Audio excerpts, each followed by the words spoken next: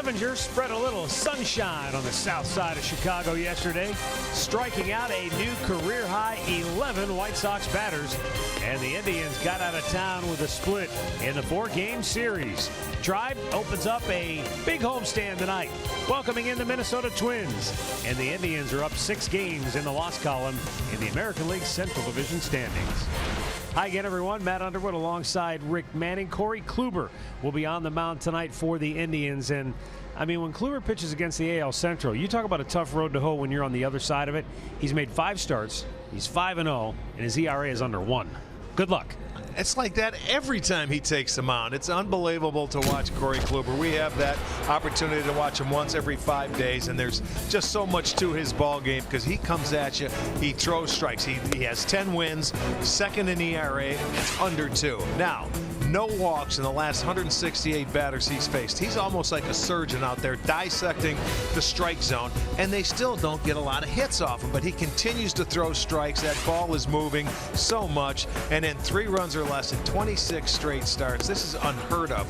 This is the most consistent pitcher I've ever seen in my life, and he's a treat to watch every 5 days. Kluber walked 3 batters in a game against Seattle, and I understand there is a congressional investigation into what happened in that ball game.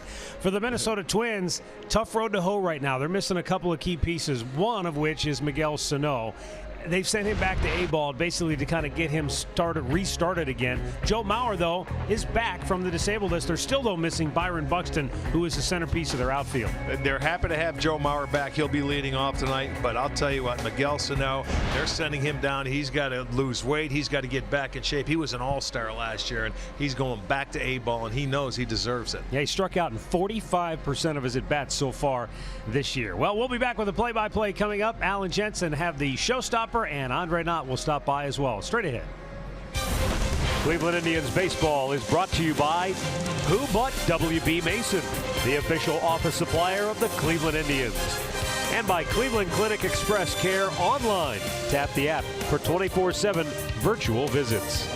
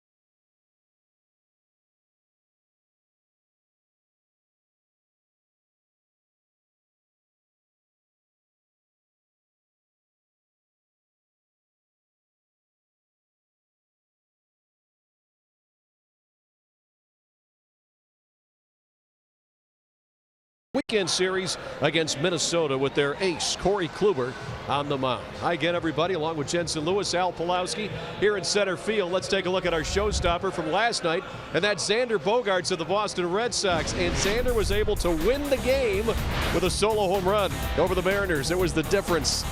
2-1, a final. Hotly contested game. Possible playoff preview last night. David Price was outstanding for the Boston Red Sox. King Felix held his own, but that the deciding blow. But Al, yesterday's Red Sox-Mariners game, the highlight is actually in the broadcast booth. You're aware they have toasted grasshoppers as one of the thing of the concessions. I think we should be there next year so that we get to see you eat one. Well, you're going to eat one too, right? I'll eat one, yeah. Okay. I'll eat a grasshopper. If you eat a grasshopper. You should have seen Jerry Remy. He was hurting for about 3 innings. I could imagine that. Let's go upstairs to Matt and Rick. Guys, you ever try the grasshoppers there in Seattle? We'll save you the trip. It's a lot of seasonings. You don't taste any grasshopper. But they are gluten-free. We're all set. Perfect. Thanks, boys. All right, guys. Beautiful night here at Progressive Field. Great to be back at home where the Indians have played well on the year. They're 20-11 here at Progressive Field. They lead the Central Division. The Minnesota Twins come in. They've lost a couple in a row, 6 out of their last 9. Twins are 29-36 on the year. Obviously, Corey Kluber on the hill. That's always a big story. But there's a sub-story, something just below the surface that Andre Knott would like to talk about, and he's got our Hear Right sounds of the game. Thank you very much, Matt. Yeah, there is a sub-story. There's something a little bit different. Francisco Lindor yesterday played his 3rd full season, basically. He made his debut 3 years ago to yesterday. And in that time, he has 75 home runs and 300 runs scored. Why are those numbers important? Only three other shortstops have those numbers throughout their career. Those guys, Cal Ripken Jr., Hanley Ramirez, and Nomar Garciaparra. So in today's Hear Right Sounds of the game, we talk about why that's so important. I remember him as, I guess, probably his rookie, maybe in that first year time frame, and you know, he was obviously a very gifted hitter, and he had great bat-to-ball skills, but we didn't have to worry about the power that I think everybody does now, and you know, the extra bases and the ability to do that. I think, you know, we knew the glove and the batting average was going to be there, but you know, to see him develop into the power that he has now, I think is you know, probably what scares the death out of the opposing teams. When people talk about someone who just has that it factor, he has it. You know, you can't put you could put a finger on it. He just has every intangible, every quality. You know, you're around him, you think he's been here for 10 years already, the way he carries himself, the way he goes through the ups and downs. It's like what a veteran would do. So easy thing is just say he is that it factor. You combine that with the God-given talent and the work ethic, and that's how you have someone special like that. 2 things. One, echoing Brandon Geyer's comments there, he's got the ability and the work ethic. No question. And those 2 can create something special. Number 2, I like the collar up look for Andre. That looked very good. Flip that collar up. Styling. Yes, indeed. Tito's stretching out. He's getting ready. Yeah, they're ready. This is a nice long home. You were set up. Come on. You did that on purpose. I had a nice shirt, tie combo, and I was set up. Go ahead, talk about Corey Kluber. We'll take a look at Corey Kluber because he's our Northern Ohio Honda starting pitcher tonight. Kluber making his 15th start. He has beaten the Minnesota Twins once this year. That was in Puerto Rico. You got to go back to April 17th. He went 6 2/3, 5 hits, 1 run. But he has beaten everybody. He has 10 wins. We keep giving you the numbers on this guy. He doesn't walk anybody. He's just a really good pitcher, and it's his day tonight. So we'll see what Corey has to offer. Well, the Minnesota Twins know all too well what he has to offer. Usually it's not much in the way of hits or men on base. Joe Mauer back in the lineup for Paul Molitor and the Twins. Missed 25 games with a neck strain. He'll lead it off. Eddie Rosario will bat second. Eduardo Escobar hitting third. Logan Morrison struggling. He'll bat cleanup. Brian Dozier 0 for his last 19, hitting fifth. Then Max Kepler, followed by Mitch Garver, Ere Adrianza, and Ryan Lamar batting ninth. And the defense for the Indians, which is brought to you by Chrysler, will be Brantley on left. Tyler Naquin comes off the DL. He is in center. Chisenhall is over and right. On the infield, Ramirez and Lindor on the left side. Kipnis and Gonzalez gets the start at first tonight. And Gomes is doing the catching. Sam Holbrook, your crew chief, will call the balls and strikes for the series opener. Jim Wolf at first, DJ Rayburn at second, Ryan Blakeney down at third. All right, we've unearthed some video of a setup. See? Of course, it's always slider. Oh, yeah. Everyone set me up. Look at it. He told me he liked my tie because it matched him, and that's what happens when they say that. Oh, look at you. Feeling confident, You feeling got good. a guy that's. You knew that collar was up. Look at you. I can see you feeling Yeah, it. and he had to take his glasses off right before it started. I'm a professional. Oh, man. He was. You're a cleaning the hair off professional, your all right. jacket. Professional what? We don't know. It's a family show. Kill the mics. Kill the mics. All right, here we go. Joe Mauer steps in, ready to get us underway. Corey Kluber.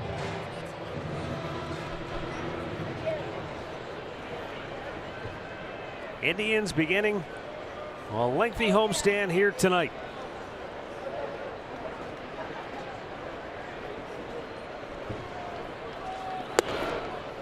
Nine games over 10 days, all against the AL Central as Joe Mauer takes a strike. 75 degrees, partly cloudy skies, no breeze. It is just ideal.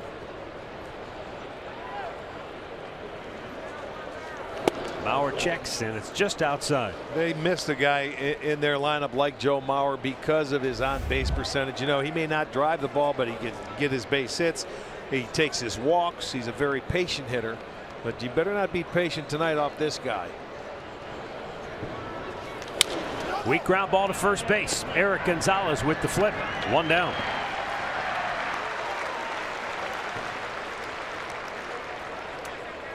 Keys to the game, or our storylines that we will be following, are brought to you by Wayside Furniture. Eddie Rosario and Eduardo Escobar. These two guys have been tough on the Tribe here in the early going. Bigger reason why Minnesota has won 4 of 6. Yeah, I'll tell you what, those two guys are very good. They're having very good years. Meanwhile, Edwin Encarnacion, in his career, he has hurt the Twins, and he has continued to do that so far this year. This guy was had a 3 home run game back in Minnesota. He hit everything in sight that series. And he hits this one a ton, and that is long gone. He just continues to hurt the Indians. Eddie Rosario's 15th home run of the year. He began the day 9th in the American League in runs batted in. He now has 44. Well, if you're going to throw that fastball for a strike, he was like that whole series, and he jumped on the first pitch. And boy, if you're a hitter, I would think about doing that a lot. But this guy is locked in. That one was inside. They wanted it away. He threw it inside, and he jumped it. So that is his 15th home run.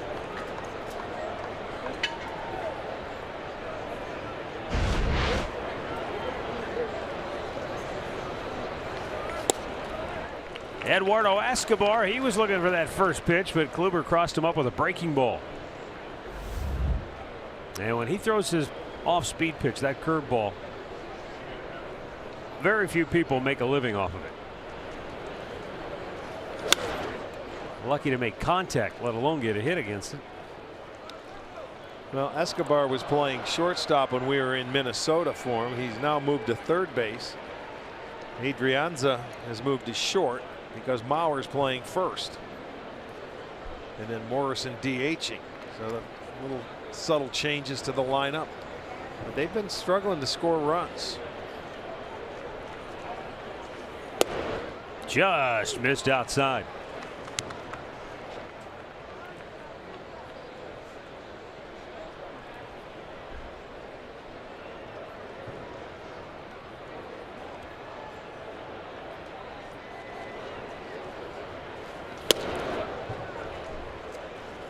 When hitters take a chance on that Corey Kluber curveball, they've hit $122. Yeah, your odds of squaring that up are really tough. Swing and a miss. Kluber strikes out Eduardo Escobar, and there are 2 down here in the first inning. Well, when you see that fastball inside to Rosario, it leaves at 103.6 miles per hour, and it went quite a distance at 418. That was on a first pitch. That's the 21st home run given up by Cleveland pitching this year on the first pitch, which is the 3rd most in all of baseball. Now Logan Morrison, a Minnesota designated hitter. 1 for his last 11 at the plate.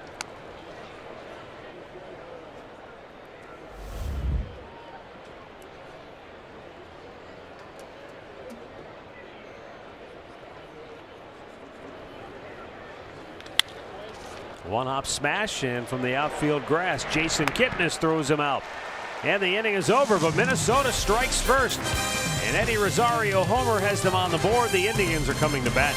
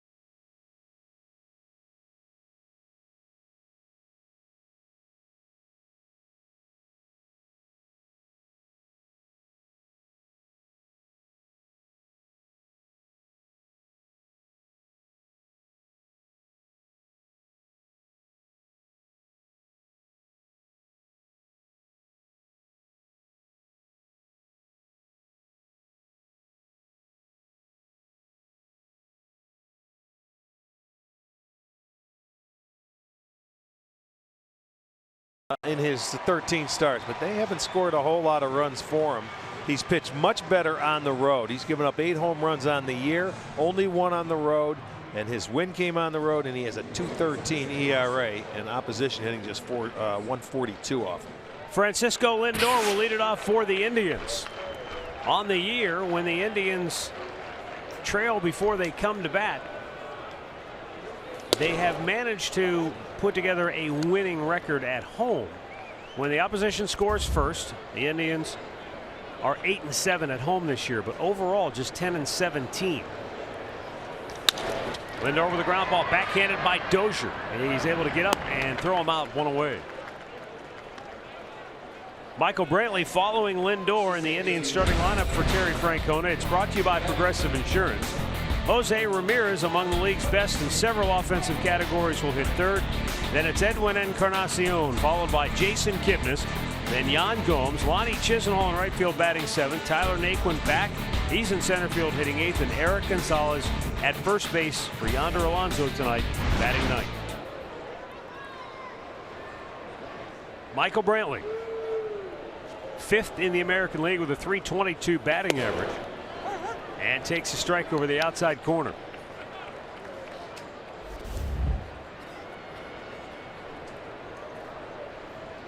Yonder Alonso not with the ball club. He is on the family medical emergency list, so he could be gone anywhere from 3 days up to a week. And so Tyler Naquin added to the roster. And that's why Eric Gonzalez getting the start tonight at first base. And Terry Francona was very upfront, saying, you know, we had planned to send Greg Allen down when Naquin was ready to return. But with the current situation regarding Yonder Alonso, Allen will stay for at least a few more days. Well, Michael's going to have to walk that one off. Gibson, a guy that the Indians have had a lot of success against. You know, he's 2-6 in his career with a .560 earned run average. This is his 15th start, but he's pitched better in this ballpark than he has against him at home in Minnesota. He does not have a win, but this guy's a little different. He used to be just like a little sinker slider. Now he rides a 4-seam fastball up there and still capable of getting the ground ball. A big guy, 6'6". He can leverage it down. That one sails high. 2 balls, 2 strikes. Brantley, the 3rd best hitter in the American League at home this year, batting .375. Twins shift 3 on the right side of the infield. Outfield straight up. And the pitch is inside off the plate, full count.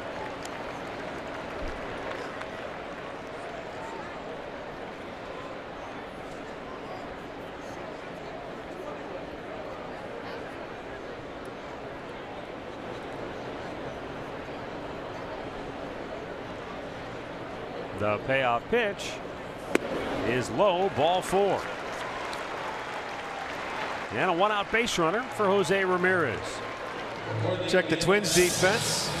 It'll be Rosario on left. Lamar is in center. Kepler over in right. On the infield, 3rd to 1st, it'll be Escobar, Adrianza, Dozier, Mauer, and Garver, who is doing the catching. Even though it's Minnesota who got on the board in the 1st inning tonight, the Indians have been one of the best teams in baseball scoring in inning number 1. They've scored 48 first inning runs. That's 3rd most in the majors. Ripped foul. Well, this is where they've made their hay. They average just under 6 runs a ball game in this ballpark. 5.84 as a team. They've hit .282. And a lot of this lineup that's in there tonight have very good numbers against Kyle Gibson. That one socked to deep right field. Kepler back, makes the catch on the warning track. And that's out number 2. Let's go down to Andre Knott. Arch, as you talked about what Gibson has changed as a pitcher, the one thing that he's doing with that slider, though, that the Indians know is he's trying to aim for the left-hander's back foot. So he's basically been told stay off of it and try to hit the fastball. But if he gets strikes with that slider, they think it could be a long night for them. Well, yeah, that's probably why you'll see a lot of those left-handers backing off there like we did earlier. Moving your feet. He's trying to throw that slider in, and if you miss, you got to miss in off the plate. Swing and a miss. Well, in plate appearances so far this year that have ended with him throwing that slider, meaning either a strikeout or a ball put in play, .083 is the opponent batting average. So best to try hit something else. Yeah, don't swing at it unless you have to. He's been great on the road. Only giving up the 1 home run. And I mentioned just a .142 batting average and 20 extra base hits on the year in total.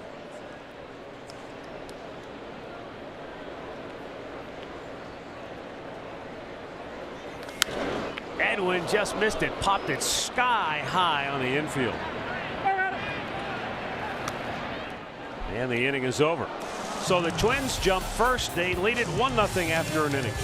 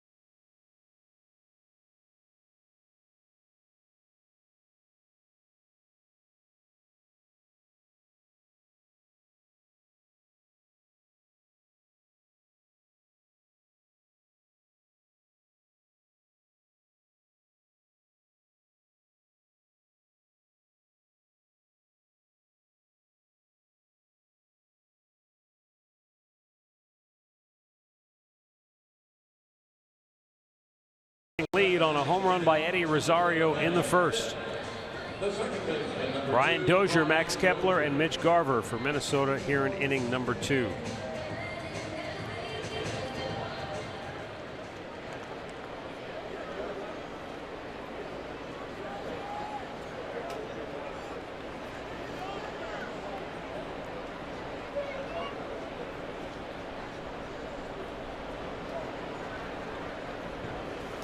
Fastball nails the outside corner for strike 1.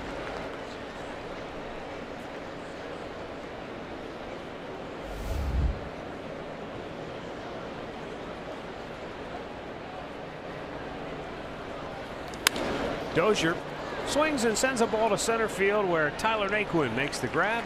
1 down.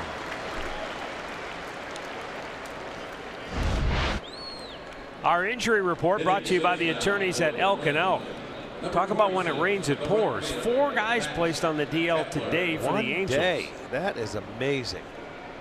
I don't know if I've ever seen anything like that. Four guys in a day. 3 pitchers and Zach Cozart, who's a good player for him. My goodness. I think they're AAA's in Salt Lake Well, City. There'll be a lot of flights going back I'm and thinking forth. that Seattle series must have hurt them a whole lot more than they said. They just got done sweeping the A's or the Angels. Yeah, they're in Oakland now, the Angels are, to open a series against the A's later tonight.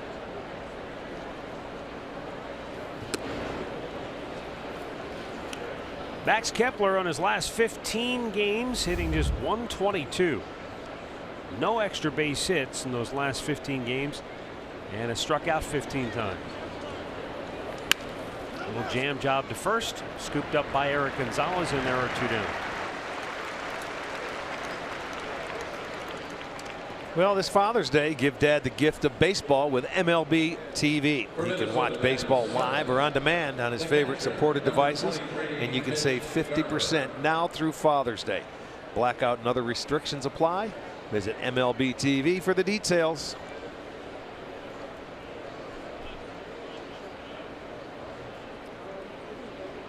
Two down for Mitch Garver. Garver, the Twins catcher.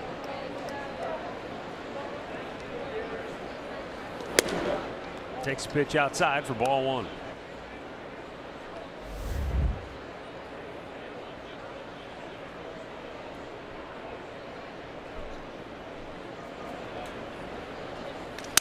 Broke his bat, popped it up. Out goes Lindor. He's there, and the side is retired on just 7 pitches here in the second. 1-0 Minnesota.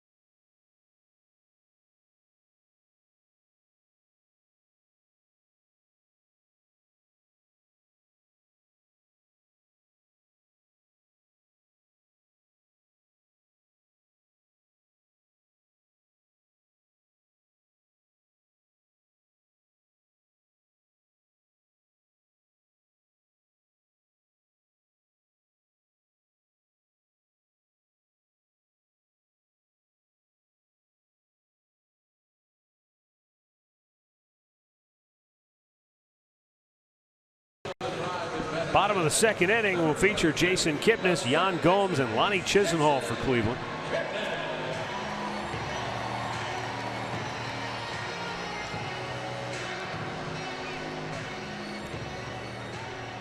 Kipnis has reached safely 26 of his last 29 games.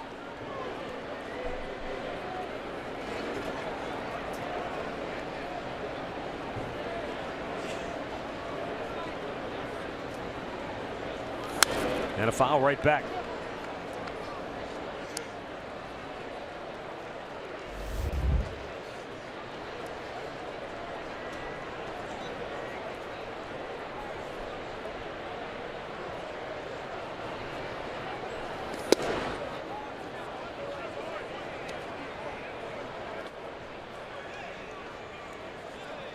Great numbers against Gibson for Kyle Kipnis, or for Jason Kipnis against Kyle Gibson.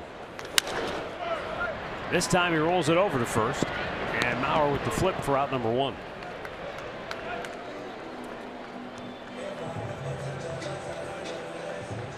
Stat of the game brought to you by Buick. So far the Indians' record at home, 4th best winning percentage, top batting average in the majors, and look at those runs, almost 6 a game.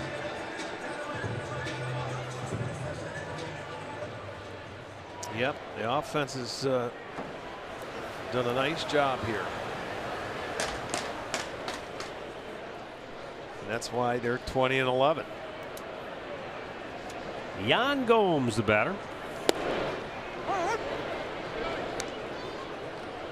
Gomes has a hit in 8 of the 9 games played in the month of June.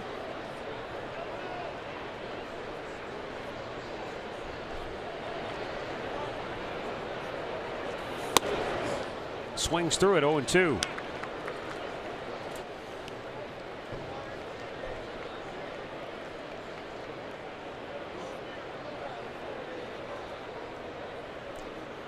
And Jan Gomes has put up very good numbers. I mean, you look at him. I mean, between Kipnis, you said, and Gomes, Lindor is up 435. If you look at the numbers and look at it on paper, you're thinking this guy wouldn't last 3 or 4 innings, but it doesn't work that way.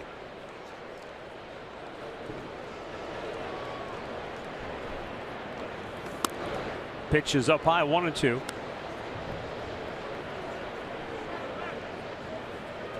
No, because a lot of it comes down to how are you pitching right now, right? And how are these guys swinging the bats right now? Yep.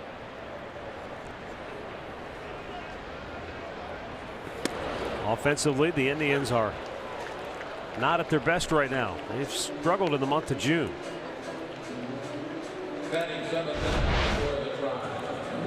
Take a look at a Nissan pitch tracker right there, outside edge. Good pitch. First strikeout.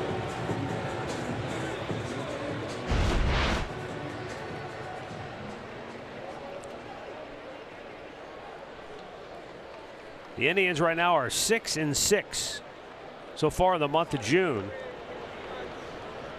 and only 3 times have they scored more than 4 runs in a game. So, the offense comes and goes. You're not going to average 6 runs every game. You go through your hot spells. Right now, they're trying to dig themselves out of a bit of a hole. And Lonnie Chisenhall has been hot since he's come off the disabled list in the 9 games he's played, batting over 350. Well, look at the fastball. There's a 2-seamer right there, but it stays up, and Chisenhall able to get enough of it. They had 3 men over on the right side. You can see that ball just pretty much up the middle of the field, but it'll go as a 2-out base hit. First hit for the Indians. Now Tyler Naquin.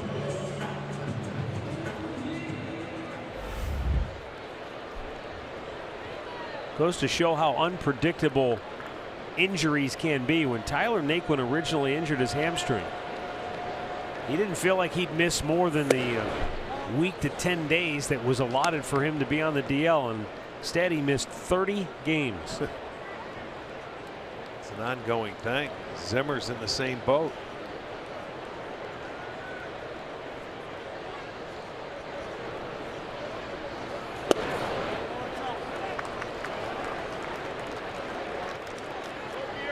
2 balls, no strikes.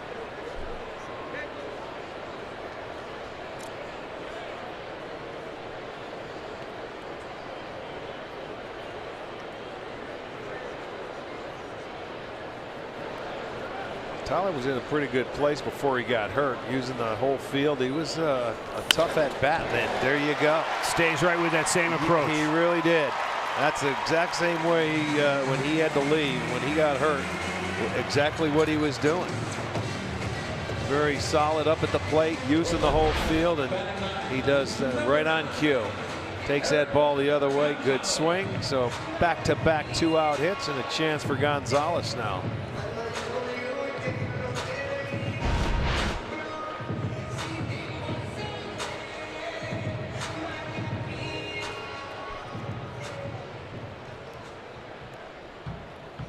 Eric Gonzalez, with 2 on and 2 out, is 8 for 19 on the year when he has runners in scoring position.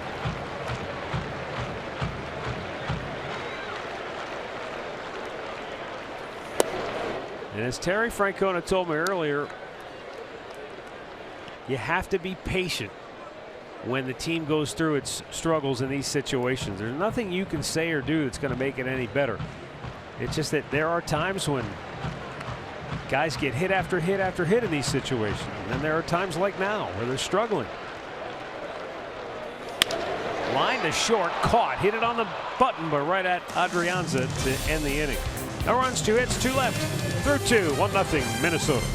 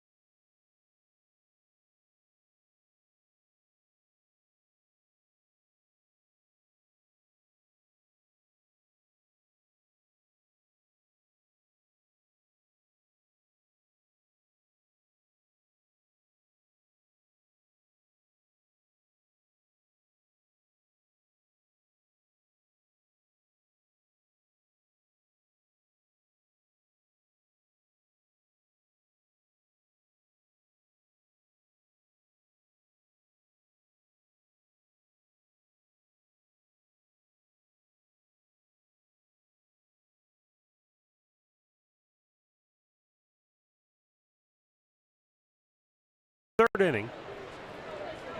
A-Ray Adrianza, Ryan Lamar, and Joe Mauer due up for the Twins.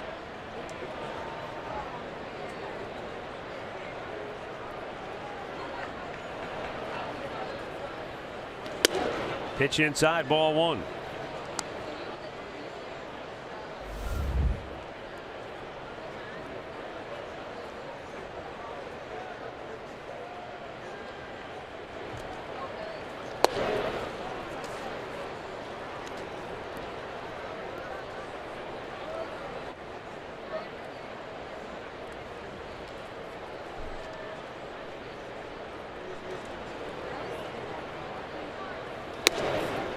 Gets away from him, 3-0.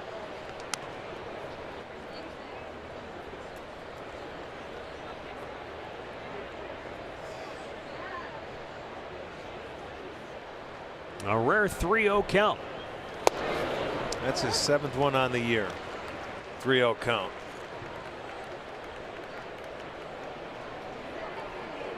And you're talking about over 100 innings of work now.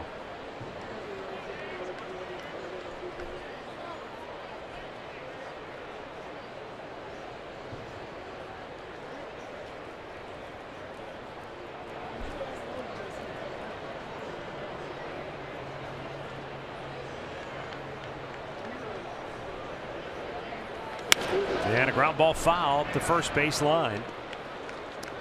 And it goes to 3-2. Just put yourself in the hitter's mindset for a second. You're facing a guy who hasn't given up a walk in forever. You're sitting there with a 3-1 count.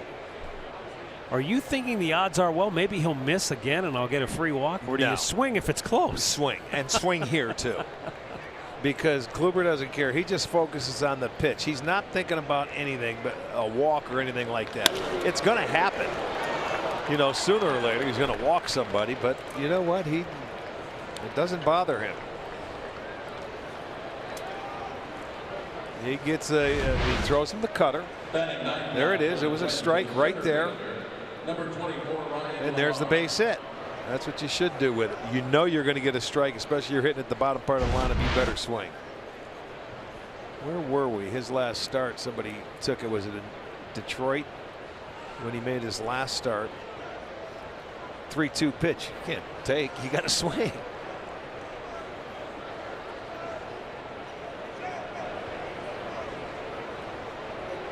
Ryan Lamar.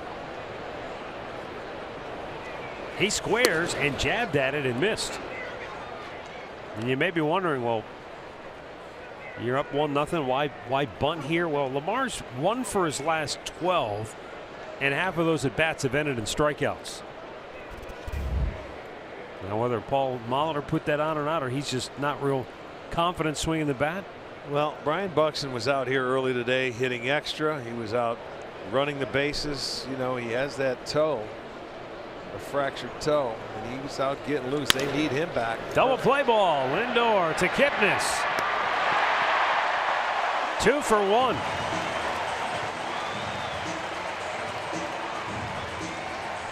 Well, as we mentioned before, this is the start of a 9-game homestand here at Progressive Field. And now here's Gabriela Cruz with what's coming up at the ballpark. Everyone's favorite Sugardale Dollar Dog Night returns to Progressive Field on Friday, June 22nd. We want you to get here early so that you can enjoy the pregame over in the district. It's all presented by Miller Lite, which means the $2 beers for you and plenty of fun. We also want you to stick around postgame because we've got fireworks. It's our Women of Rock fireworks show. Don't miss out on any of the action. Be sure to get your tickets on Indians.com. All right, thanks, Gabby. Here's Joe Mauer, grounded out his first time up.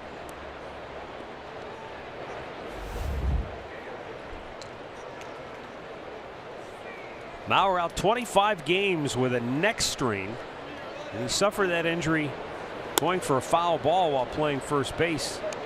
Kind of landed awkwardly on the ground, and next thing you know, you're out almost 4 weeks. Yeah, he was dealing with some concussion problems, wasn't he? The 2-0. Well, not really. I mean, a neck strain. There were maybe some concussion-like symptoms, but it wasn't diagnosed as a concussion. When we were in early June in Minnesota, that's what they were talking about. Last time we played him up there, he was thinking of coming off, but they never did activate him, and it's about 3 weeks later. Strike at the bottom of the zone. Second time in 3 batters that Kluber has been behind a hitter 3-0.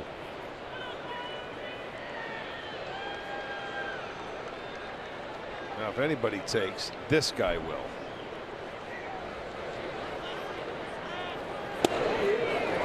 And a full count.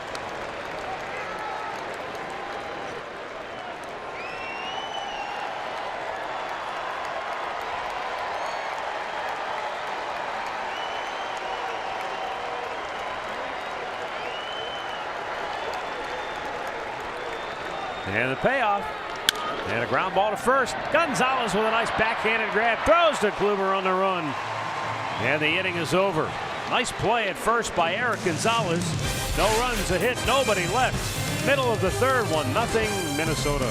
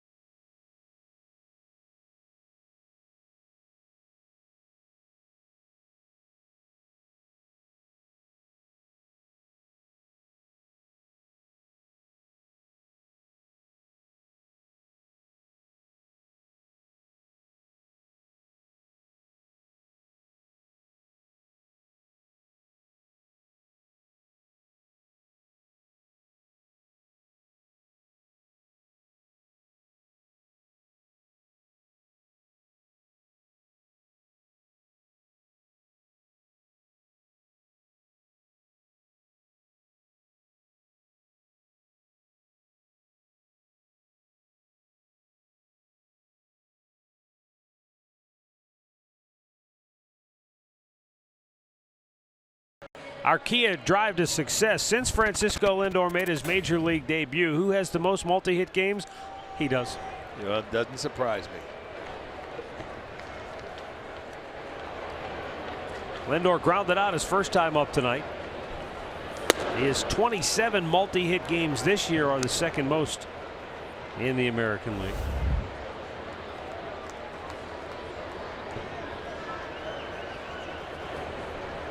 Lindor has 27 multi-hit games this year.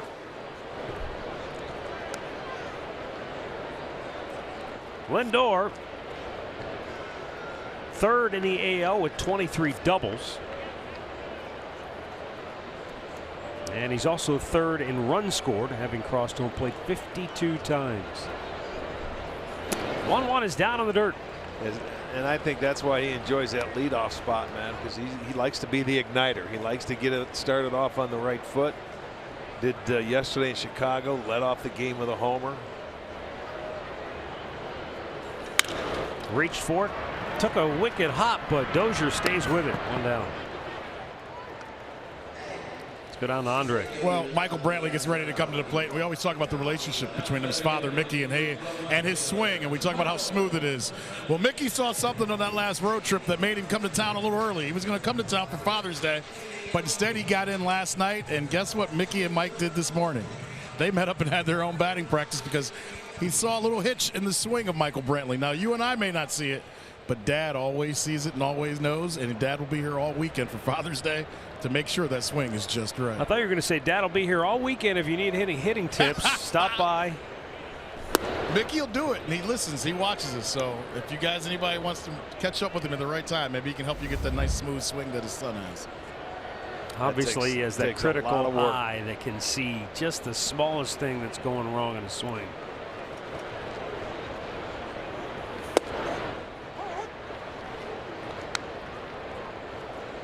Well, he walked in his first at bat, and he's always been a very patient hitter. I've seen him swing at more first pitches this year than I have in a long time.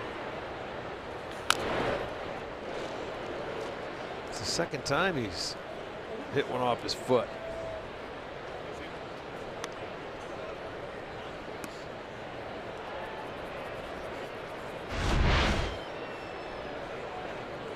Ooh, that's missed the padding. That got the shin.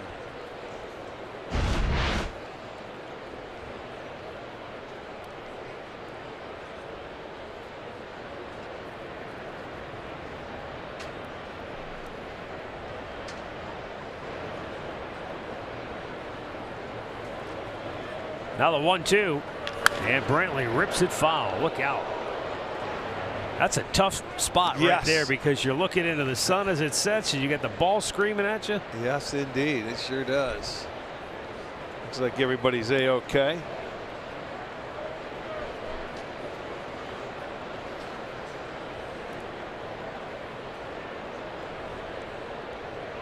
Jose Ramirez waits on deck. 1-2 to Michael.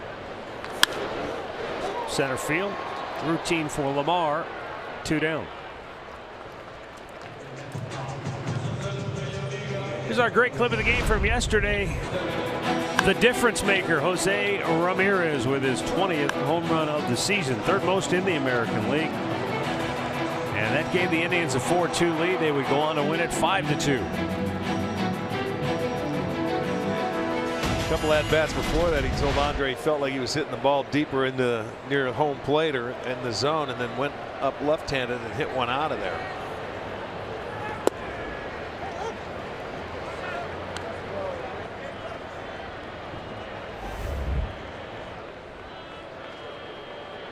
Almost hit one out of here his first time up. He sent Max Kepler to the warning track in right field. That was a line drive. You're right.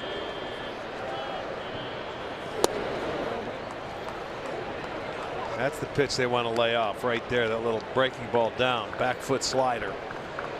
Don't swing at that until you get to 2 strikes or until you have to. Getting on base, the name of the game. Ramirez able to do it with great frequency. Down and in, 2-1.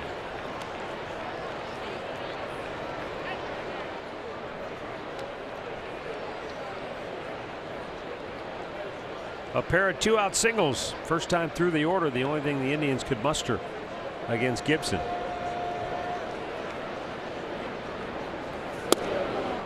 Just missed low. 3-1.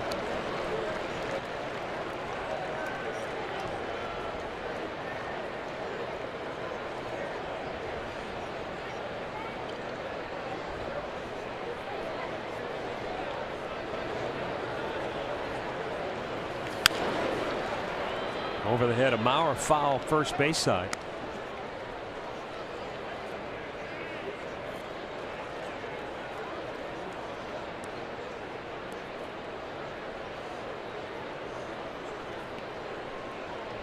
Edwin waits on deck. 2 down here in the third.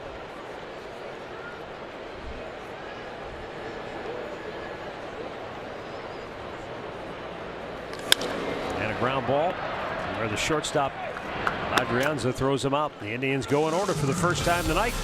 Through 3, 1-0 Minnesota.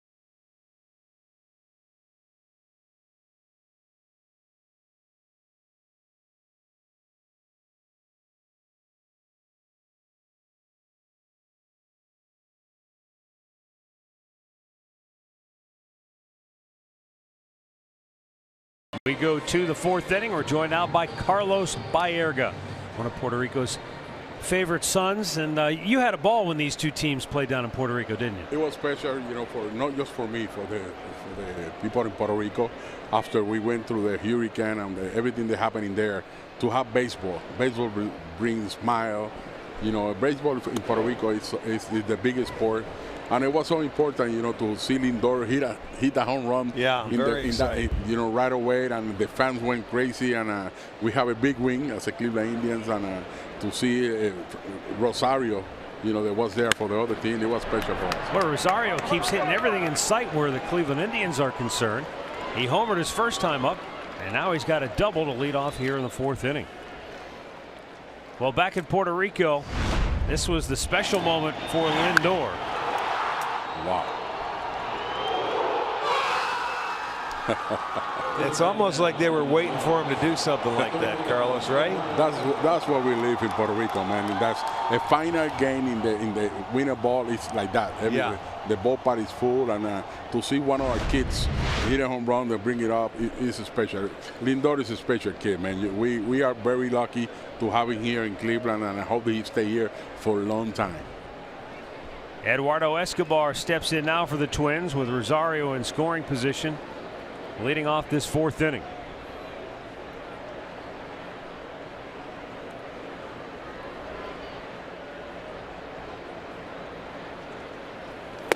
And a pitch is outside, ball 1. Is it, you know, the thing I noticed about Frankie when we were in Puerto Rico, everyone wanted a little bit of his time. 5 minutes here, 5 minutes there. He tried to accommodate as many people as he could.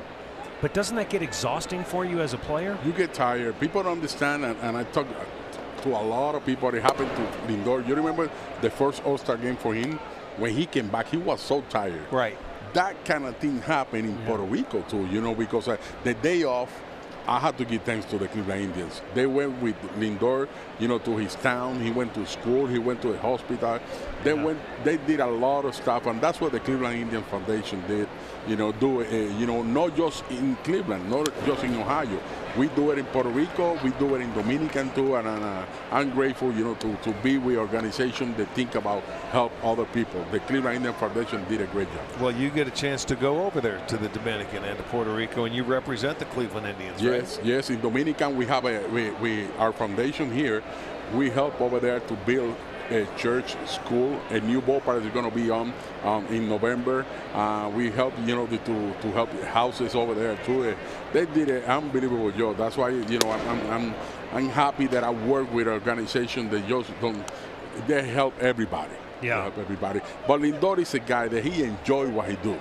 He never show up, but he's tired. He's ready to play every day. He's ready to represent the Cleveland Indians. And when he was there, he don't care how much tired he was. He did everything he can in shortstop. He reminds me of a kid that used to be named Carlos Baerga that would come here and smile and laugh and play every day and have fun playing the game of baseball. Manny, right? we are blessed. We are blessed to play the game that we love since we was a little kid, and you know, to play the game of baseball. A lot of people don't understand. It's a tough game. Every time you go to spring training, I remember my first spring training when I show up over there and I see 600 players. I say, "Oh my God, do you think I don't think I'm gonna make it?" But you know what? My father remind me something. He said, "You know what? You are not here because they give it to you. You earn it. Work hard every day. When you work hard, you deserve to win something in life." And that's what happened to Francisco Lindor. Well, we just saw something rare right there. That snapped a string of 179 batters faced without issuing a walk. And Eduardo Escobar is aboard. And Minnesota's got 2 on, nobody out here in the 4th against Corey Kluber. Well, if he walked him, that told me he didn't want to give in to him and throw him a strike and make it a 2-0 ball game. So maybe he just. These two guys are very hot. Well, Yes, they are. Escobar's the reigning American League Player of the Week. So yeah, you're right. Very understandable. Work around him. What a play by Gonzalez. What there? Back to first. Kluber can't get it. And a run is going to score for Minnesota. And it is going to be 2-0 Twins. Throw was a little low from Gonzalez, but Lindor picked it out of there nicely. But his return throw, the timing was just off a bit. Well, it's awfully tough to lead a pitcher to first base when you're an infielder. So it's got to be a perfect throw. So you got to try and time it. It's like a quarterback, and he didn't get a good feed.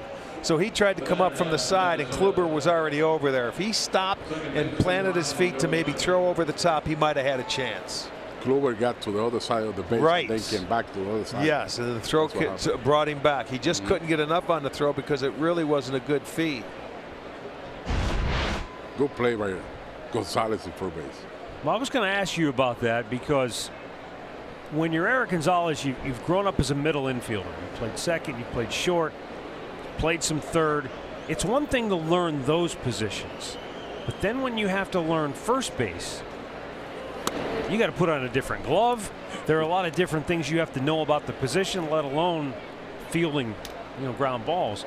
Is that the most difficult position? I think in some that's regards? the most hardest position in that infield right there. Everybody talk about third base, but in first base, there's so many throws. There are so many. Right now, he's man on first base. If there's a lefty, Manning, how hard he hit the ball over there. Yeah. This ball's hit a ton. Dozier sending one deep, and it clears the wall and left for a home run. And Minnesota stunning this home crowd here in Cleveland tonight with 3 here in the 4th, and they lead it now 4-0. Well, the same culprits that did it in Minnesota.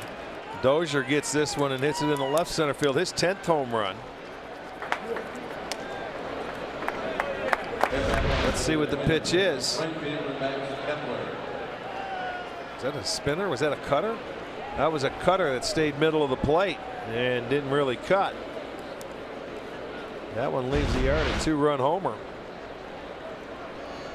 So they've got a 3 spot on the board off Kluber, and it's a 4-0 ball game.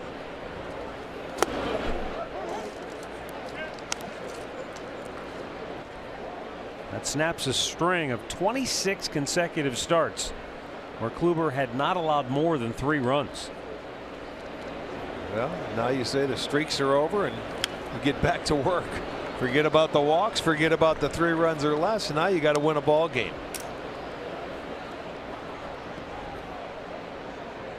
.45 pitches so far for Kluber. 27 of those have been strikes. You know, another thing we have to talk about too, Carlos, is one of your former teammates going into the Hall of Fame this year, Jim Thome. How do you feel about that? I am so happy about Jim Thome going to the Hall of Fame. This guy, since the first day that he came up, he know what he want. He know what he had to do. This guy come to the ballpark every day to play hard. Yeah. You know, he don't play to you just joke around or anything like that. And I remember, man, it was a good hitters. He take a walk. You know, he hit a line drive. At the beginning, he was hitting for numbers. Right. And then, you know, I know Charlie Manuel started talking to him. Hey, you have power. You have to let it go. You got to pull the ball. You have to pull the ball, and that's when he started hitting home runs. And Jimmy, you know what I like about him is the way he cares about the game, the way he cares about his teammates. Yeah. You know, he comes to the ballpark and he bring everybody up and stuff like that. And I'm so happy for him, and I'm going to try to be there that day. Well, I remember when he came up, he was hitting 8th in the lineup when he first broke in with all the hitters that you guys had on that team. But I think everybody says the same thing that you do. He's probably one of the best teammates you could possibly have. Oh, my God. This guy have a smile in his face every day. No matter it's a rain, no matter it's hot, no matter how cold it is, no matter bad times, good times, always the same person. He was special. The 0-2 pitch. Strike 3 called. I don't remember you frowning. You were always smiling. That's right. Thanks for stopping by. Thank you very much. Catch up with you. Carlos Baerga with us. Indians need their hitting shoes on now. They're down 4-0.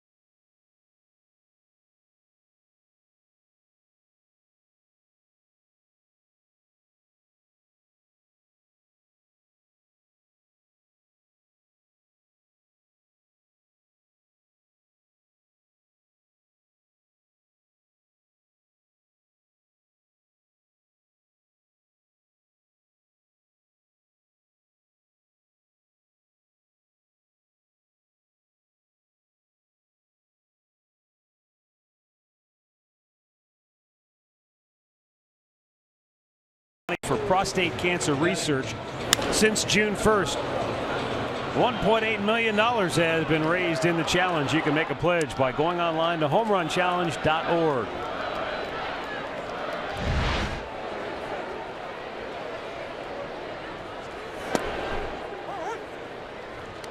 Edwin Encarnacion taking a called strike. Popped up on the infield, his only time up in the first.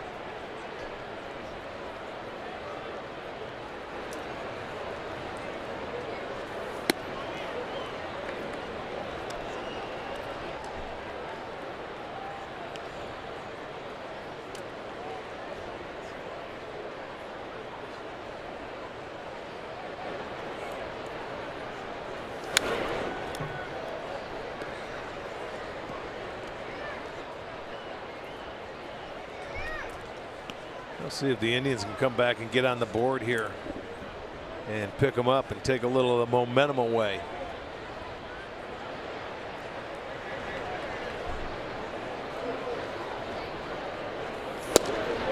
Struck him out looking. Second K for Gibson, one down here in the fourth. That was the nasty slider right there. Both of his strikeouts have been called. Look at the location.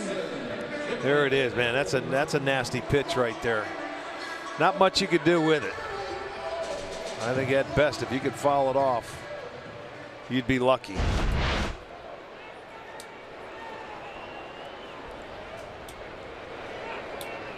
Jason Kipnis grounded out his only time up, and he takes a strike.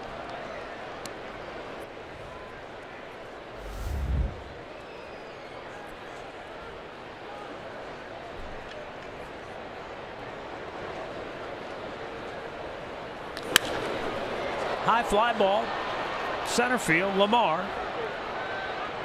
2 down.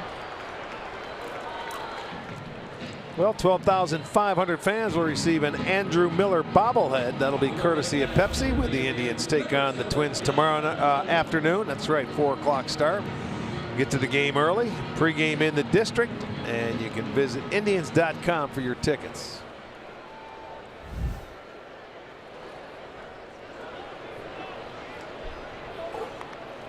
Yan Gomes called out on strikes in the second inning.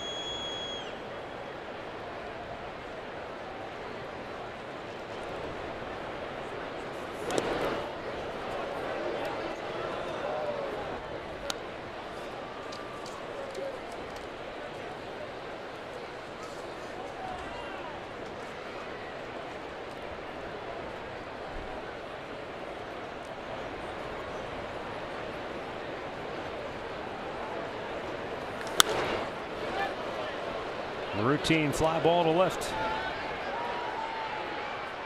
Indians go 1-2-3 on 8 pitches here in the fourth.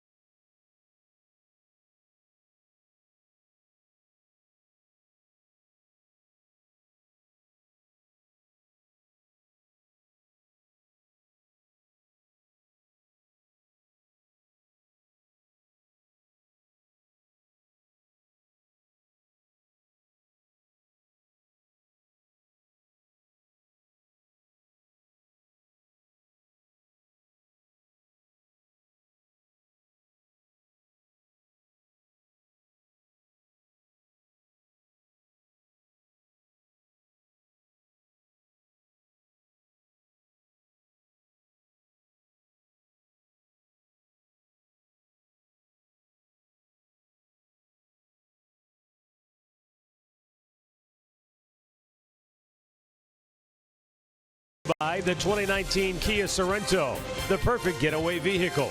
Visit KiaDealers.com to learn more.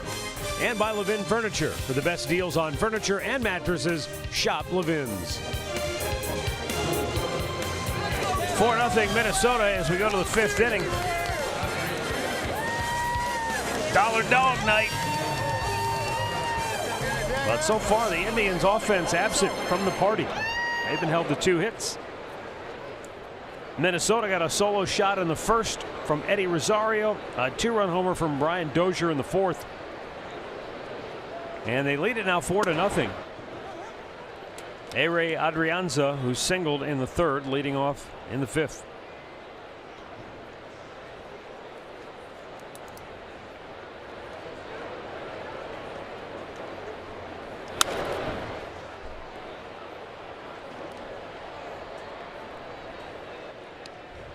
Kluber now with the 51 pitches and only 3 swings and misses. Normally that's not him. And 3 counts of just 0-2-1-2, and normally he's 0-2-1-2 to just about every hitter.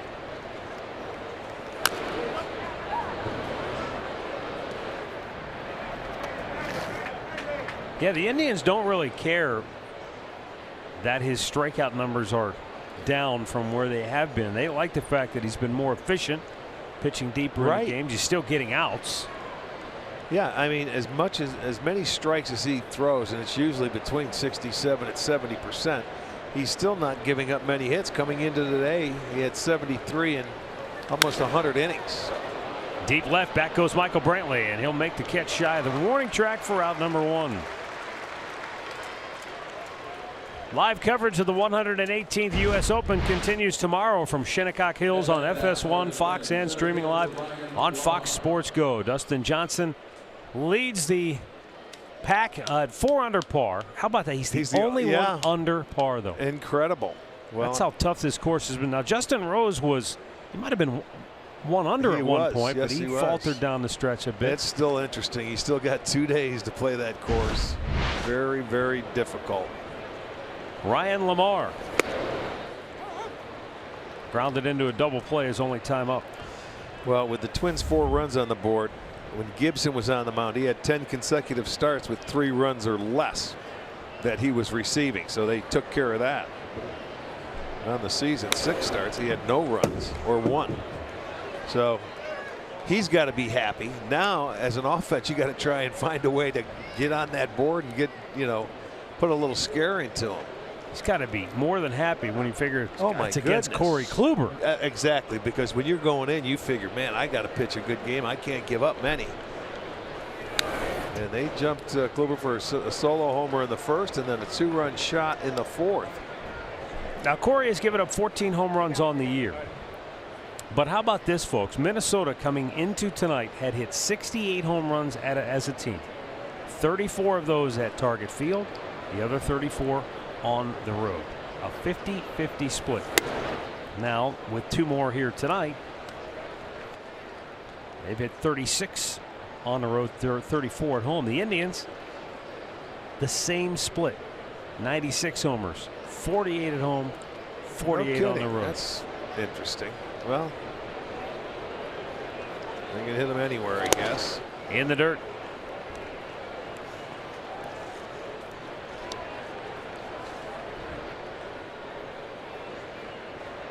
They have played 36, 5 more games on the road than they have at home.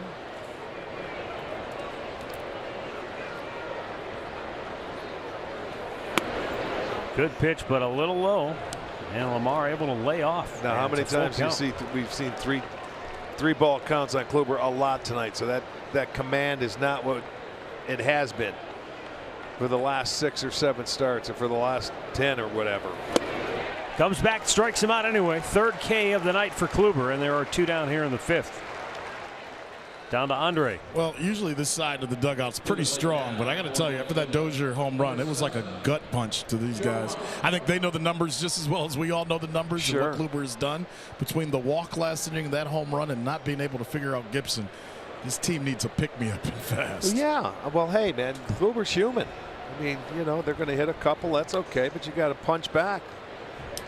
This is where they're averaging 5.8 runs a game in this ballpark. There's only 4 on the board for them. So if Corey can put up some zeros, they better figure it out offensively.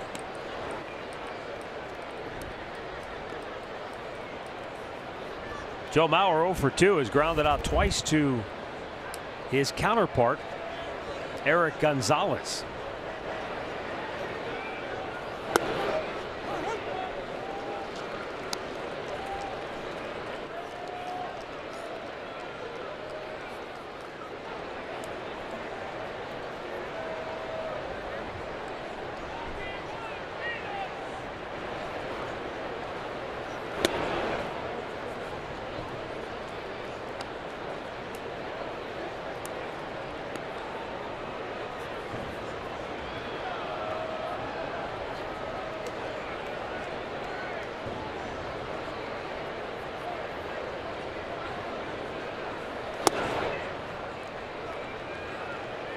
It's 3-1, and there again is the point you made earlier, that the command that we're used to seeing from Kluber just isn't quite there today. No, it's just a tick off. He's already now had 4 3-ball counts.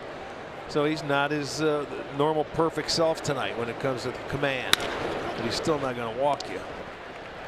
Kipnis throws out Maurer. The Twins go 1-2-3. And we're halfway through with Minnesota on top 4-0.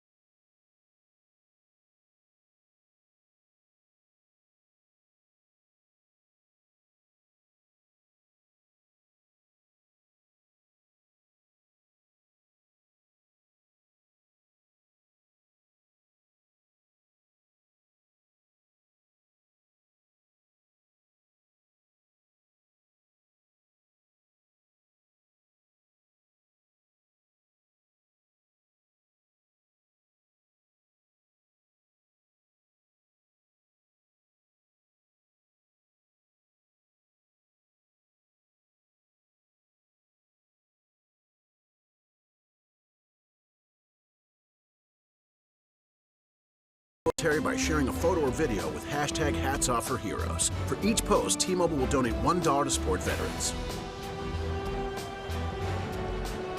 Lonnie Chisenhall leads off for the Indians here in the home half of the 5th. He had a base hit in the 2nd inning. And in fact, Chisenhall and Naquin had back-to-back hits in the 2nd. Those are the only hits for the Indians through 4 innings tonight.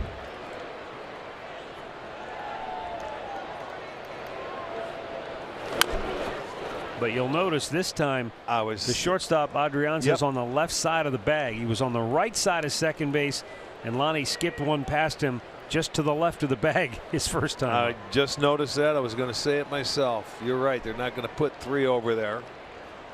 You think it's just that simple? He hit it there last time, so slide over. Well, you know, maybe they will with counts. But he's going to pitch him the exact same way. He's going to try to. That ball was in. It was elevated a little bit. It wasn't down, so he topped it and rolled it over there. So if he can get him upstairs again, Lonnie's a pretty good low ball hitter. It's funny you guys bring this up. Remember the conversation we had a few weeks ago? I can't remember the pitcher. It was a changeup pitcher. Yes. And Matt asked you why batters don't move around in the box more. I asked Ty Van Berkeley about that today. And he said the guys aren't comfortable doing it. He says there's certain guys. Now, Lonnie says against Gibson that he tries to bunch him up and get on top of the plate. He knows he's got that back foot slider. He's trying to make it harder for him to throw it, so he gets up on the plate against certain guys. But Ty says there are certain moments and certain players that he says, hey, for your swing, it may be better to get off the plate. He goes, but every guy wants to go so far back in the box that they almost hurt themselves against certain pitchers that they're off-speed pitches. I know it. Because you're behind on the break, and they don't want to be up in front on the break. And sometimes, especially against knuckleballers. Creatures of habit. Yes. Like Minnesota last time they saw him, they tried to come in on Hosey, who's sitting right here. They bunched him up and pitched in and tight, so he got off the plate a little bit. Right. There's nothing wrong with moving in the batter's box. It could be subtle, and sometimes I think that what the hitter doesn't understand, you're trying to take the best pitch away from the pitcher. If it's his curveball and you move up in the box, though, you might be able to reach that curveball so he doesn't bounce it on the plate when you're standing in the back of the box. I mean, they have to try it. But it's tough for, I guess, a hitting coach to sell it. We'll see if it leads to anything or if it even means anything. But Tyler Olson is up and throwing in the Cleveland Indians bullpen. Makes you wonder if, not that there's something wrong with Corey Kluber, maybe he's not feeling right tonight. He is human. He could go out there and you know, you're not. There may be something wrong with him. Who knows? Tyler Naquin's got himself a 2-ball 1-strike count.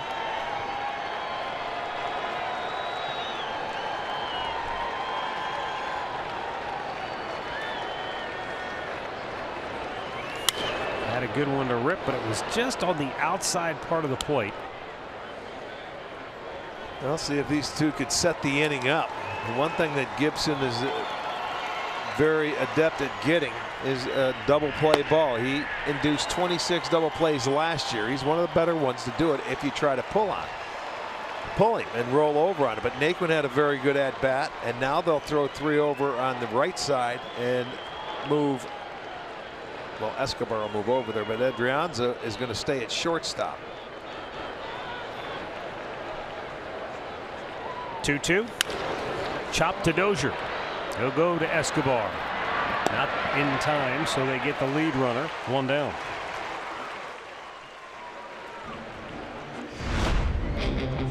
Today's Jim Thome Hall of Fame moment brought to you by Mike Bass Ford. This one registered 511 feet as it clipped the side of the bleachers.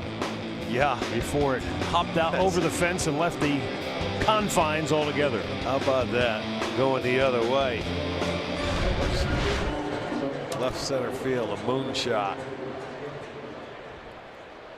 Here's Eric Gonzalez, who lined to short his only time up.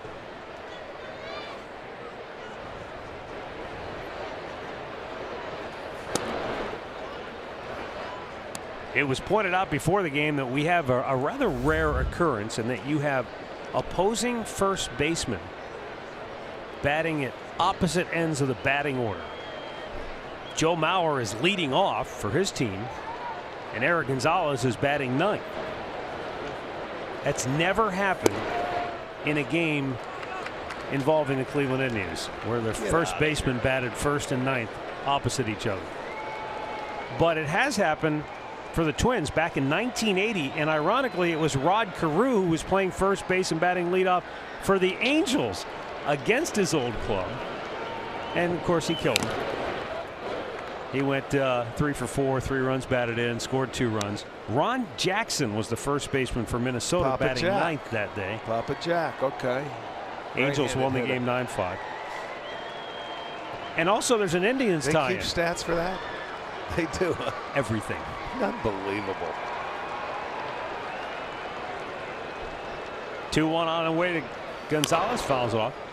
When Yan Gomes was a rookie with Toronto, in the 6th game of his career, he was playing first base. He batted 9th for Toronto. Carlos Pena of the Tampa Bay Rays was playing first base. He batted leadoff. Gomes had a sac fly in that game, but Tampa Bay ended up winning it in 11 innings, 5-4. He played 17 games that year at first base for the Blue Jays. 2-2.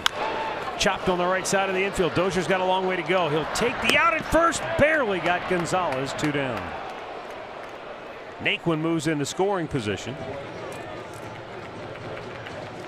And we'll go to the top of the order. And we'll see if the Indians can get a clutch hit and get on the board. They have been few and far between here of late. But when you're looking for a clutch hit, Lindor is a pretty good bet. He's hit .365 this year with runners in scoring position. Well, a 2-out base hit could go a long way as well. Maybe get him going, and you're going through the lineup now for the 3rd time.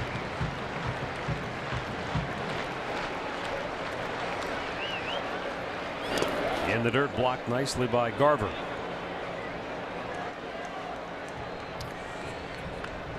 Send along birthday wishes. John Margison of Raleigh, North Carolina, is turning 90. James and Jamie Dillard celebrating their 55th wedding anniversary. Congratulations. Enjoy your special evening.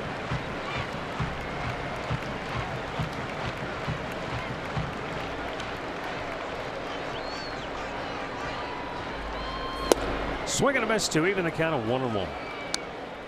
That was a changeup. That's another pitch that can be very effective to this club. When he's throwing that fastball or that back foot slider, watch the location.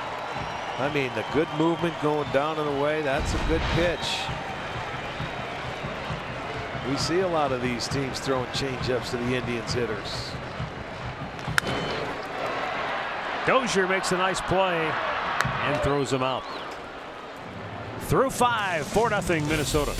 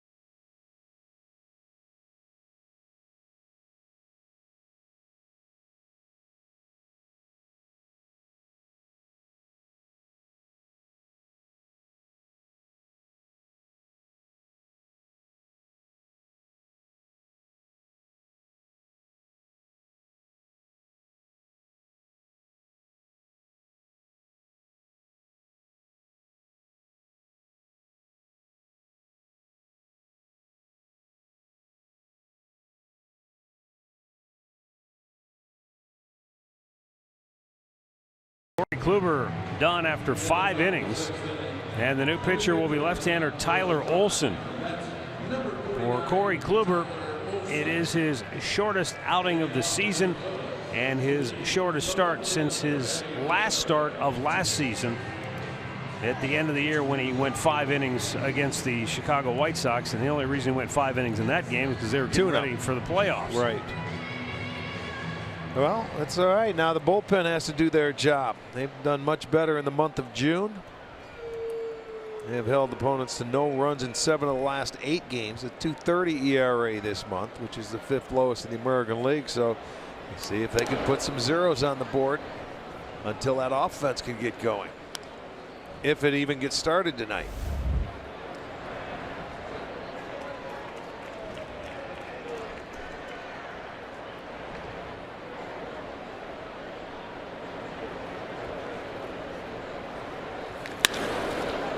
Line drive caught by Lindor. Finally, Rosario retired, and even that one was hit hard.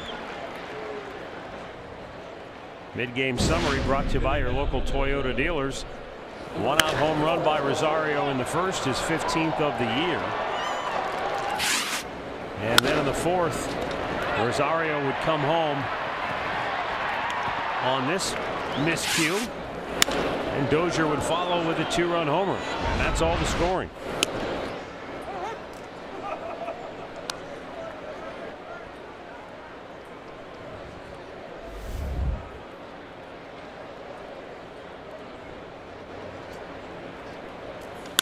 Line up the middle and a base hit. Well, Eduardo Escobar has a 1-out single, and we'll go to Al Pulaski with a game break. All right, Matt, Rick, let's head to New York. Rays taking on the Yankees. 1 run has been scored thus far, and here it is. D.D. Gregorius with a majestic blast to right. His 14th home run of the season. That's been it. 1-0 Yankees. They're in the 5th inning at Yankee Stadium, guys. Very well pitched game. Thanks, Al. Here is Logan Morrison with a runner at first and 1 out.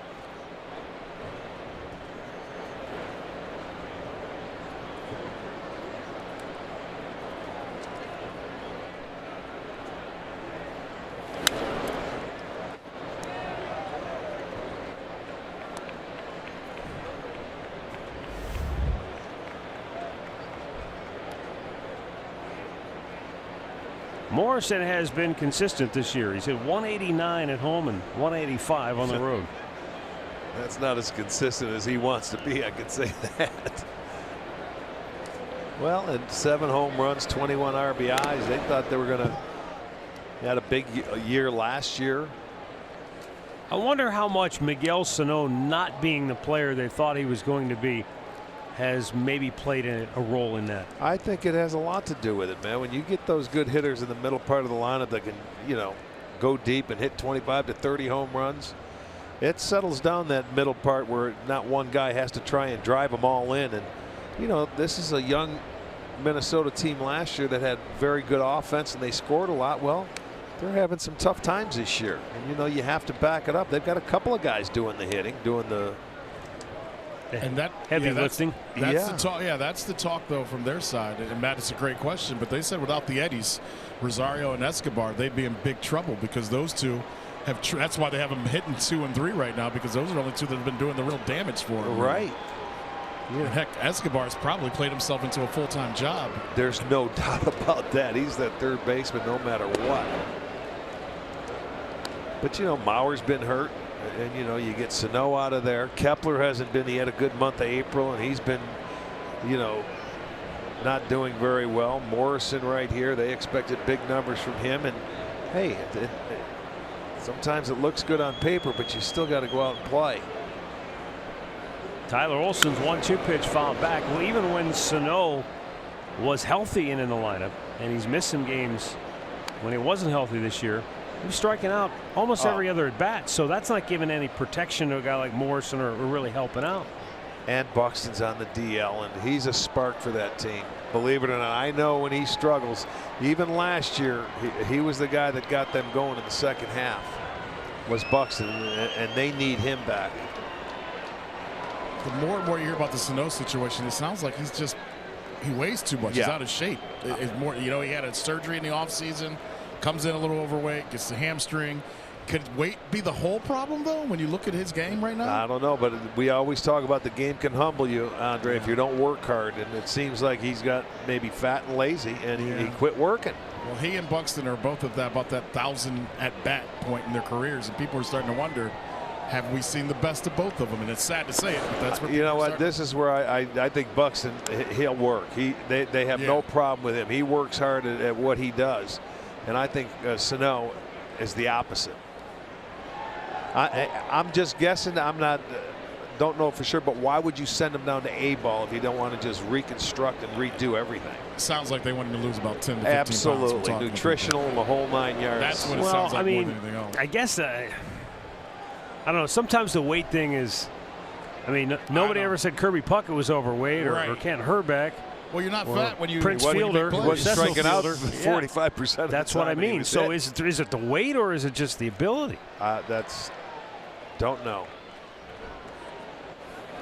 Well, the Buxton thing, I agree with you, because I told you guys when we were in Minnesota a week or so ago, and the team found out he wasn't there, the whole every batter stood up and clapped, knowing he wouldn't be in center field for the weekend.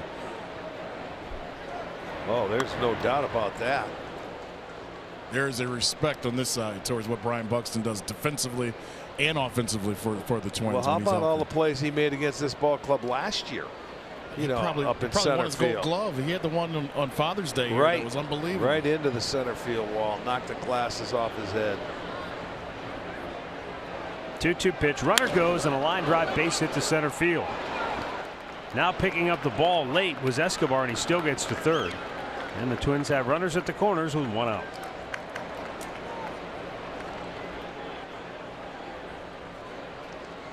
Well, they started the runner with a 2-2 count. There he is off the end of the bat. And it falls in. He finally picks it up and he's able to get to third base. So it's now first and third.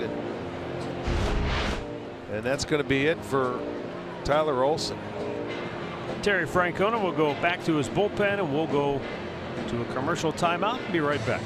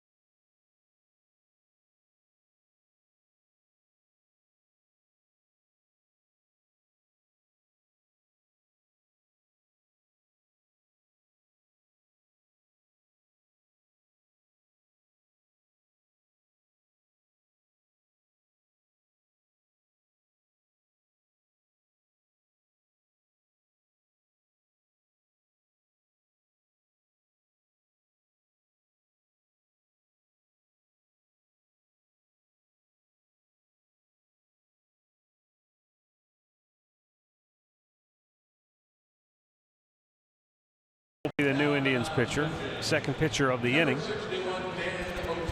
He'll be facing Brian Dozier with 2 on and 1 out.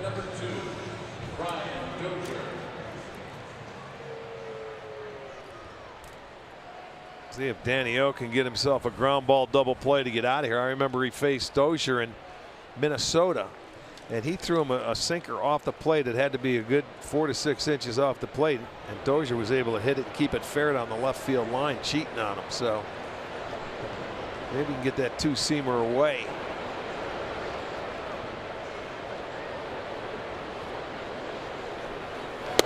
Slider. Because if you're right-handed and you're facing Otero, that's exactly what you're going to look for. You're going to be looking for the 2-seamer coming in.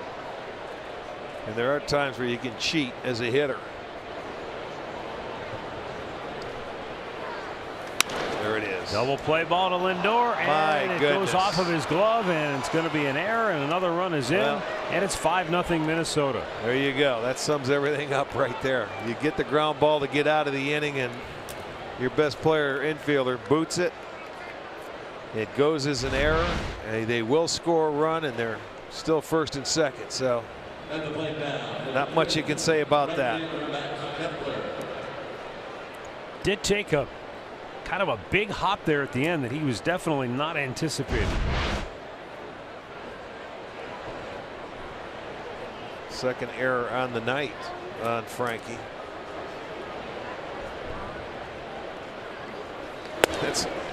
It's one of those days. This kick off this homestand. You have your best pitcher out there, hasn't walked anybody in 6 games. Has a walk, gives up 4 runs, hadn't done that in 20-some. And 2 errors by your shortstop. So heck of a way to kick off the homestand. Yes, you're right. Friday night fireworks, and it's not going very well.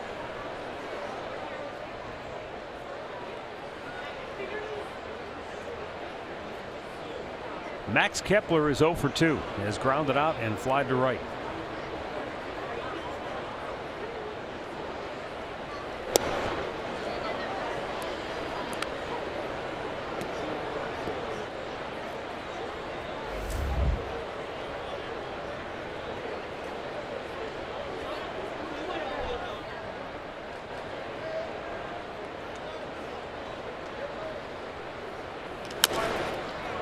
Big hopper.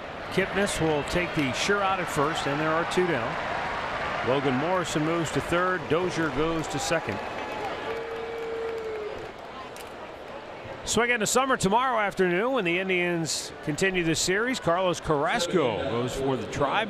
Our coverage will begin at 3:30. First pitch at 4:10. Swing into summer on Sports Time Ohio and Fox Sports Go. Presented by Click It or Ticket.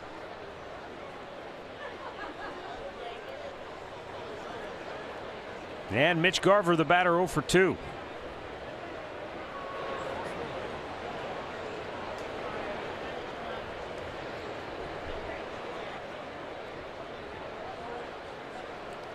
Garver 1 for 14 against Indians pitching.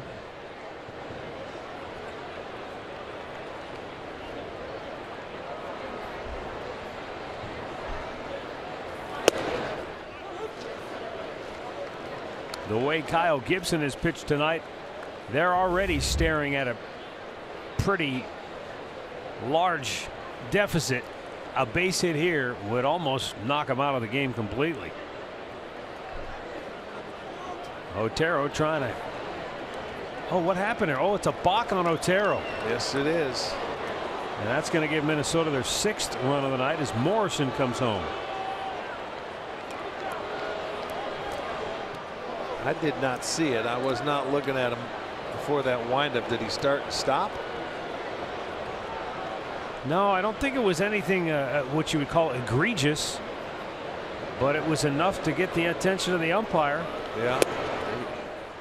Let's check it out and Sometimes take a it peek. doesn't have to be much.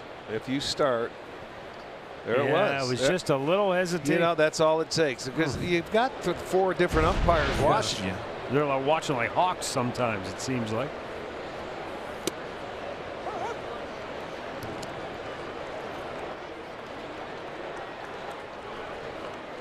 I didn't see if it was Jim Wolf at first or if it was third baseman I think it was Ryan third Blakeney base. that called it. I think it was third base. That's.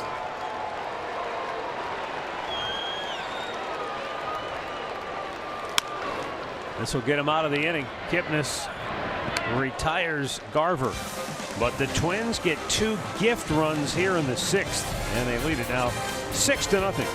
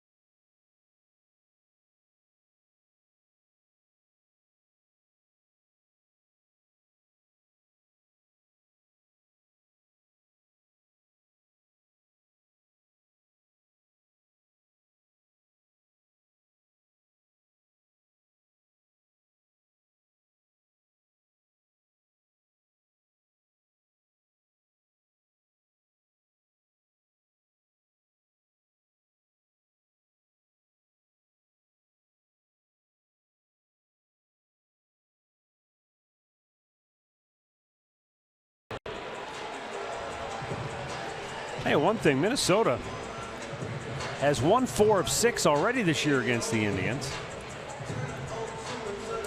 They are a kind of a hard team to figure out. They've played well against the Tribe and not well against a lot of other people. They haven't been able to score. They've had issues.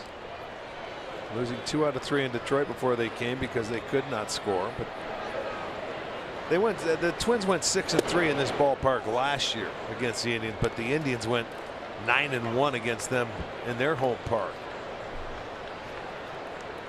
I thought the Indians could return the favor, but tonight it certainly doesn't look like it. Michael Brantley with a pop to shallow right, and that's caught by Max Kepler, 1 down. Let's get a look at our lows. Whole team together. Jose Ramirez, Edwin, and Frankie all with 15 or more home runs.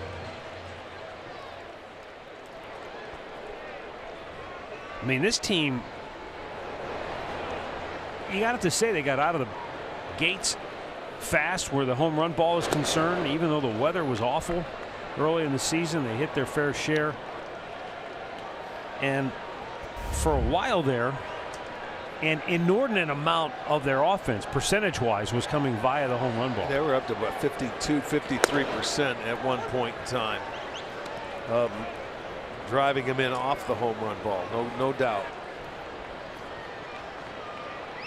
But when you don't get there, you've got to find a way to manufacture runs. And they've had some really good starting pitching this year where, you know, you've got to find ways to win games. There's been a number of times where they've hit a lot of lazy fly balls too as an offense throughout the course of a game. Oh man, Ramirez banged that off of his instep, I believe.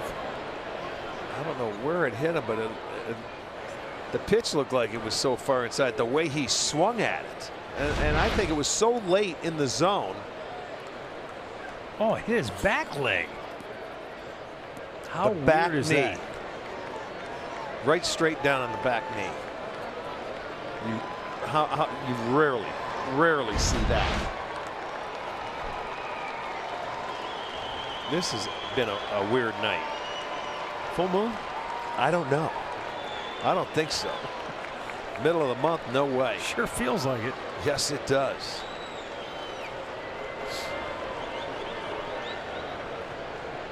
Not a Friday the 13th. It's the 15th. He didn't go, says third base ump Brian Blakeney.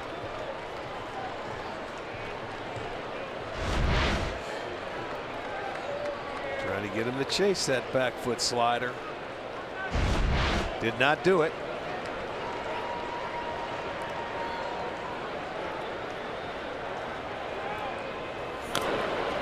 Wow. He's handcuffing him.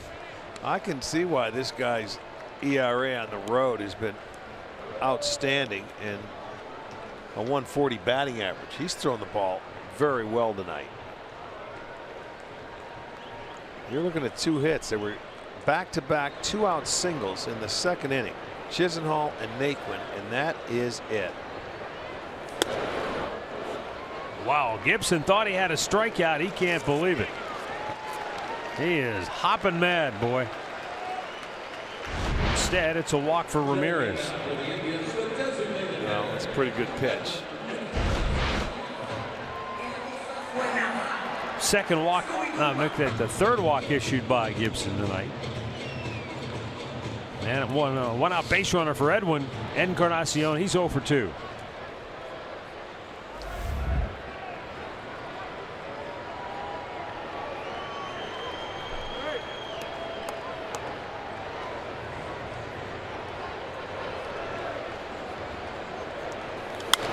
Out of play to the right.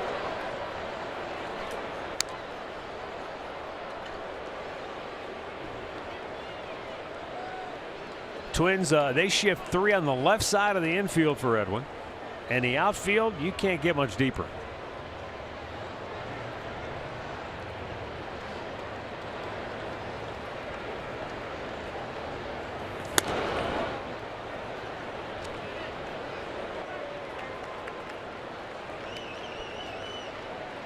It looks like Edwin's doing a lot of self-coaching in the box.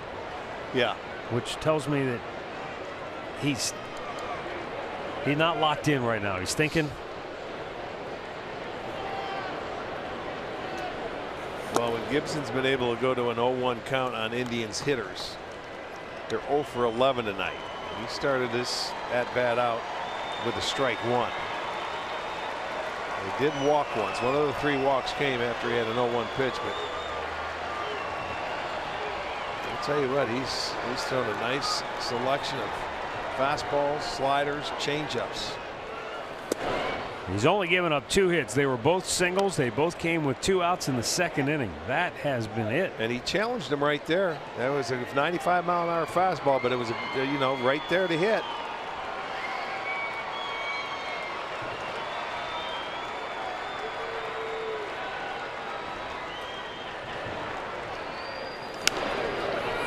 Weak ground ball hit to first base, 2 down.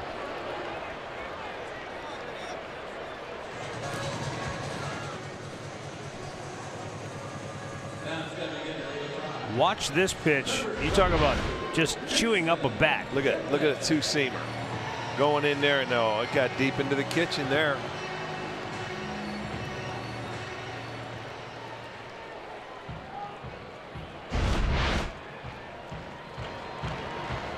Runner at second base with 2 down, and Jason Kipnis, the batter, is 0 for 2.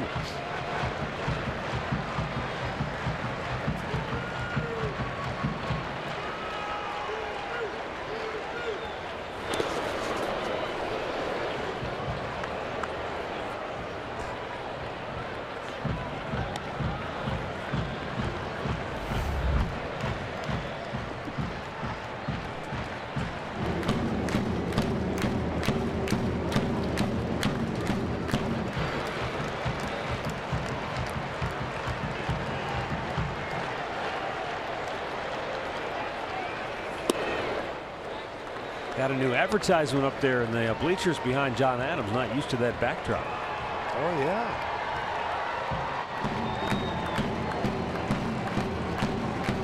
You know the one player that noticed that before anyone else, before the game after BP?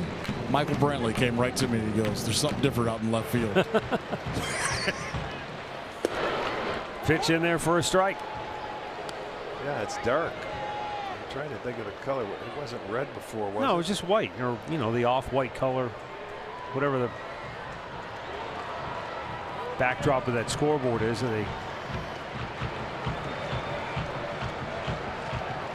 Kipnis fouls it back.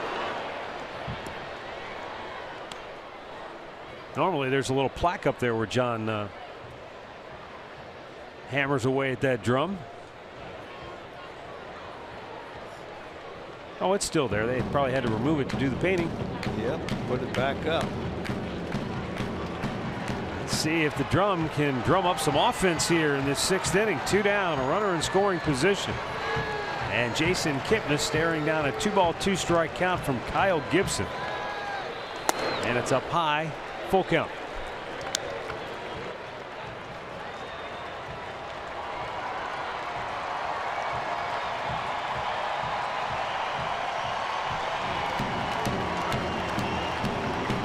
Looks like very close to, if not, a sellout crowd here tonight, but they have had nothing to get up on their feet about to this point. Kipnis, foul right side.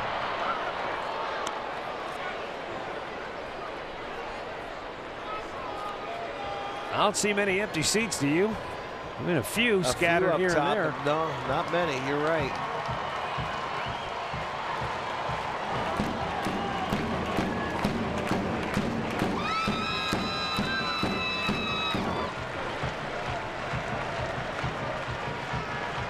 Gibson's 3-2 is ball 4, and the Indians have something going with 2 on and 2 out, and Yan Gomes coming up.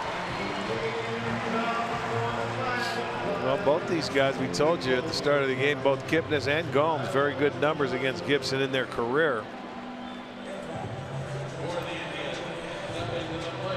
They just need a jump start. They need a little spark. Garvin Alston, the Twins pitching coach, going to go out and talk with Kyle Gibson. And just for anybody wondering, Bart Swain of the Indians baseball information department, he checked with the Indians athletic training staff about Corey Kluber's early exit, and he was told it was a manager's decision. So that's good news.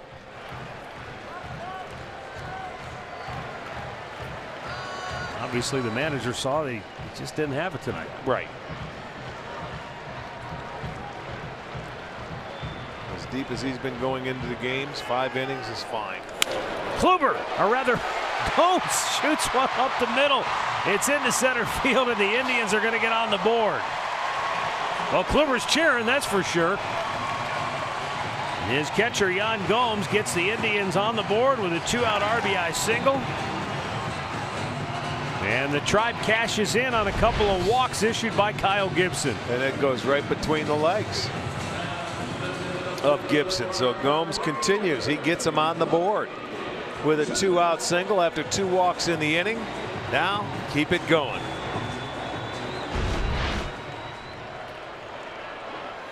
There's first hit of the night with a runner in scoring position. And now Lonnie Chisenhall, who has singled and walked.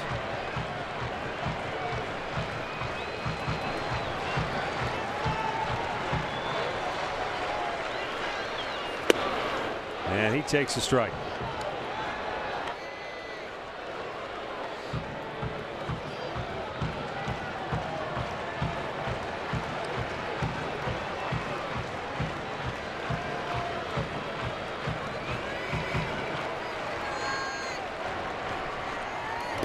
Chased one in the dirt, and the runners hold. Yeah, helped him out there. That's that back foot slider you wanted to lay off of. He started him off with a good breaking ball for a strike, and then this one not even close.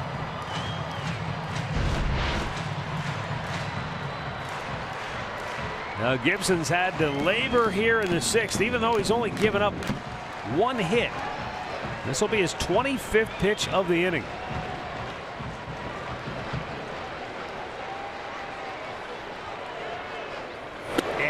chased another one down and in, and the inning is over. Tribe gets on the board. 6-1 Minnesota through 6.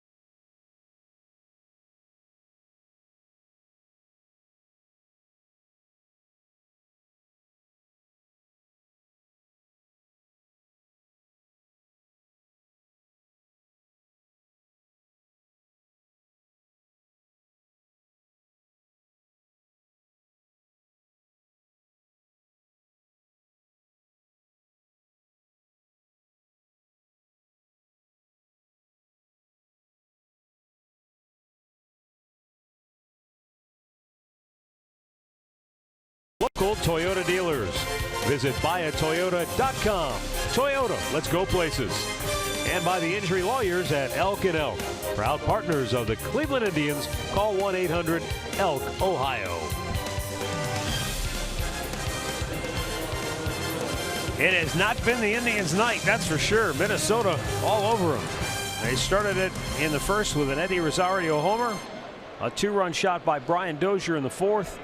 And then the Indians handed them 2 runs in the 6th with an error and a balk.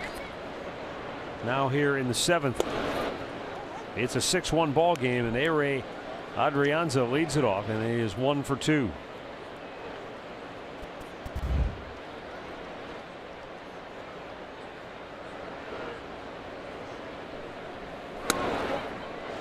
Forty of his 95 career starts at shortstop have come this year.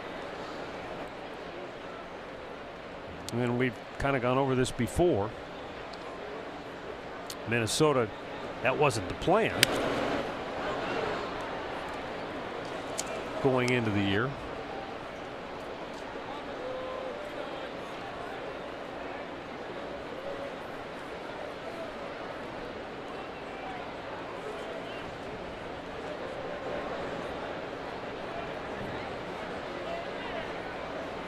Ground ball, weakly hit to second base.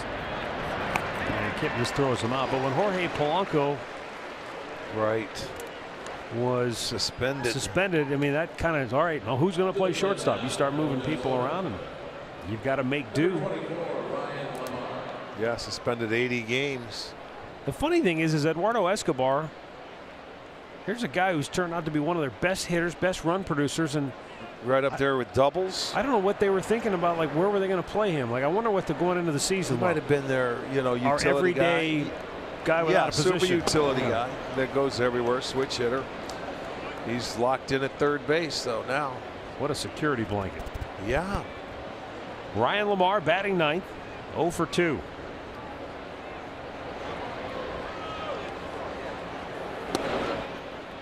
It's another guy like Eduardo Nunez that was there in Minnesota before he went to San Francisco, who's now with Boston, where you can plug him in anywhere.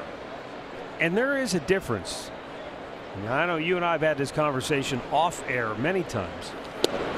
It's one thing to say a player is versatile. It's another thing to say this guy is a good utility man, and you can play him anywhere, and he won't hurt you. He's good to above average at every position, as opposed to, you can stick him out there, just hopefully the ball won't get hit to him. Well, yeah, but you see, that's a fine line.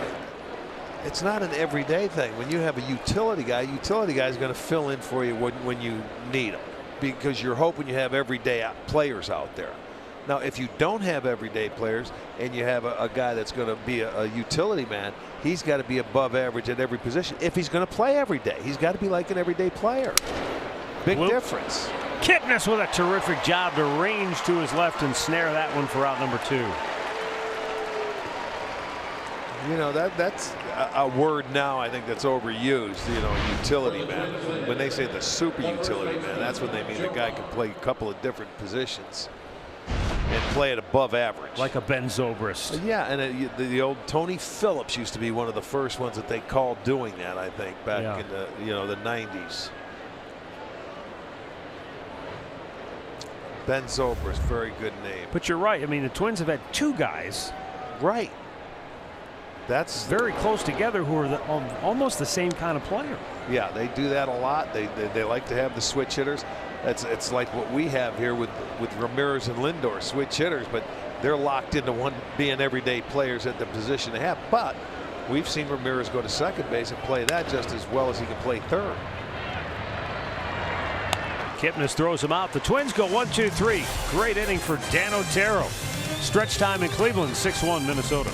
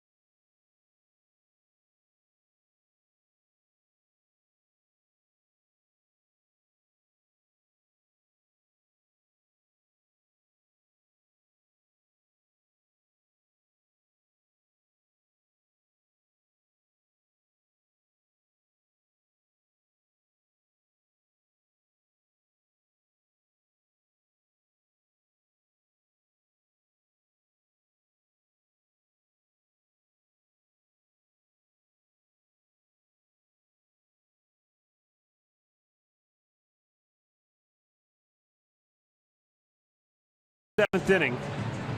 Kyle Gibson may be tiring a bit. Last couple of innings he's had to work hard. He blew through the first 4 innings on 51 pitches. He's had to make 43 in just the last 2 innings. And the Indians got a run in the 6th. Still just 3 hits on the night. Tyler Naquin will lead it off. He has 1 of those hits. It came back in the 2nd inning. Yeah, the last time he pitched against the Indians back in June 3rd in Minnesota, 5 2/3 innings, only gave up 2 hits and 2 runs in that start, struck out 7, had a no decision though. Naquin sends a fly ball to right. 1 down.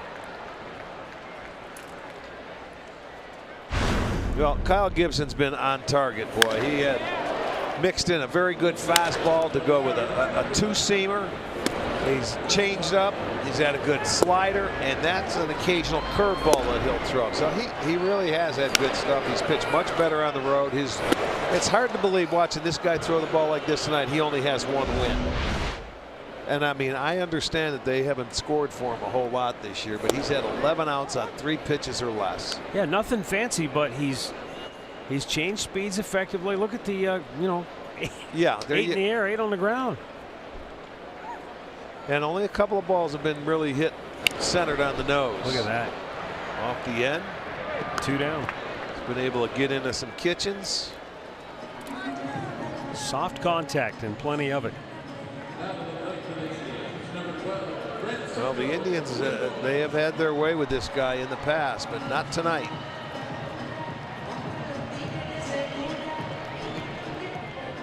I'm sure this will be his last inning.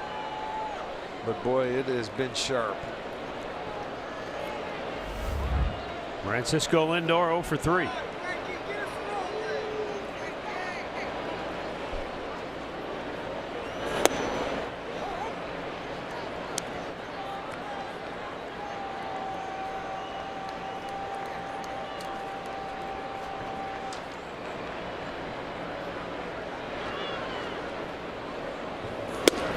You know, just kind of to finish the point you were making at the end of the top half of this inning, Jose Ramirez, he could be one of those guys who plays a different position, but he's in there every day. Right. It just so happens the Indians had an opening, and he took that third base job and ran with it. Well, I remember when they were looking for a place for him to play, and he played left outfield, field. yeah. When Michael was hurt, and we had Uribe here. Yeah. And then Uribe left at the All-Star break, and Ramirez moved in and didn't miss a beat. Never played there before. And last year with Kipnis dealing with injuries, you had Yandy Diaz playing some third, so Ramirez went to second.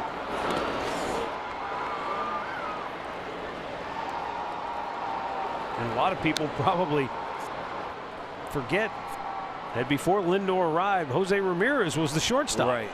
That's true.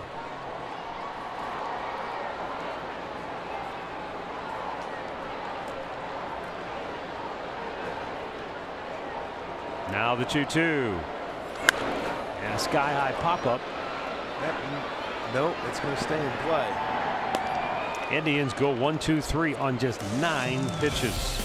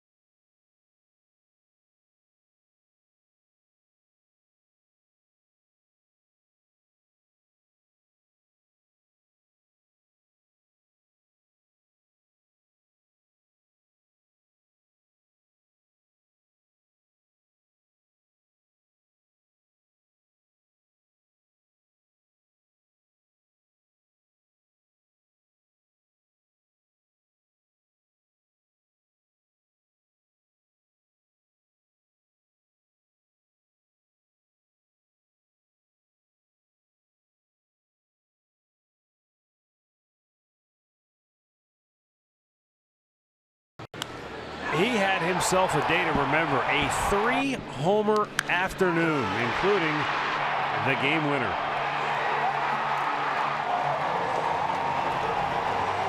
Well, that's a day he'll never forget. That's some kind of afternoon.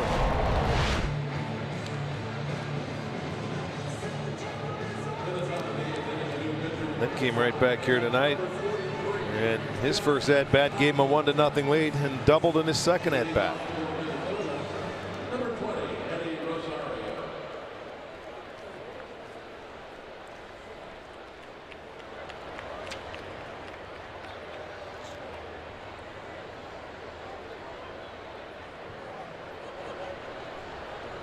Josh Tomlin out of the Indians bullpen.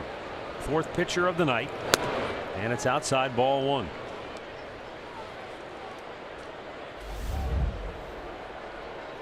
Tomlin has pitched 3 1/3 innings so far here in the month of June. He's given up 1 run.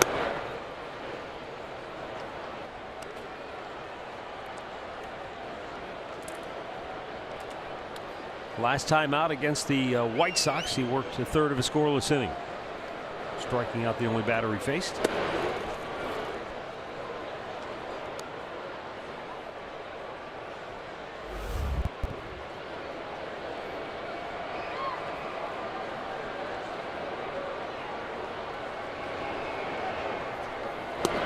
It's his 9th appearance coming out of the bullpen.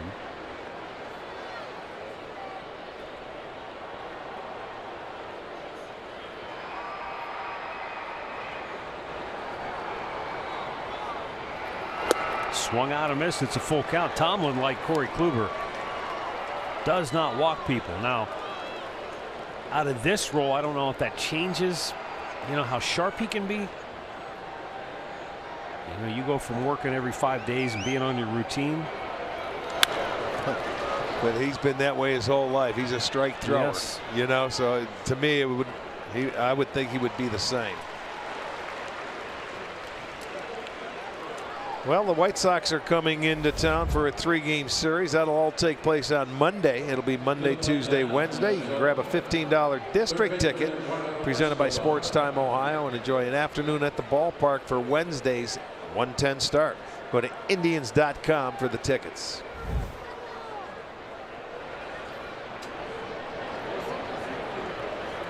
And Eduardo Escobar taking a called strike. 1 for 2 tonight. He singled and scored back in the 6th.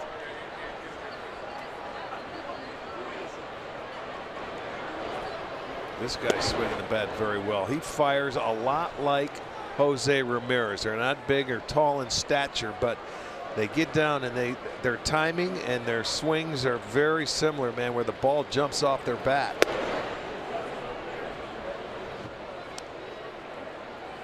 Before tonight, in 35 career games here in Cleveland, Eduardo Escobar had only batted .178.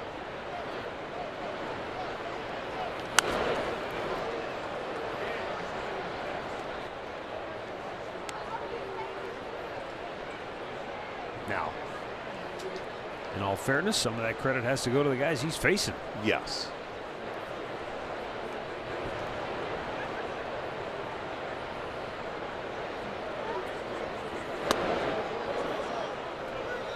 Not many guys come to Cleveland, face this stat, and pad their stats. That was a little teaser pitch, a cutter outside that he didn't bite. He didn't go after it. Got it to a 3-2 count. Tomlin's payoff pitch. Swung on and missed. He struck him out, and there are 2 down in the inning.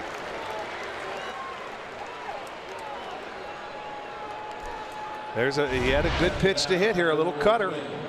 Stays right there, but he got underneath it trying to lift it, and looked like he might have been trying to hit it out of here with that lift. Yeah, he did.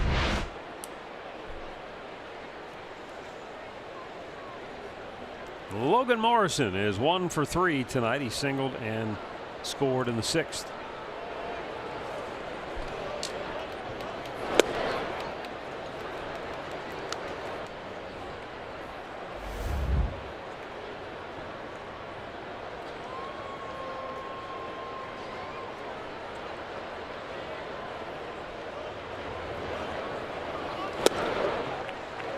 He took the first pitch, swung at the second pitch. Last year, he swung at more than a third of the first pitches he saw, compared to his career average of just over 25%. So last year he was a little more aggressive early in the count.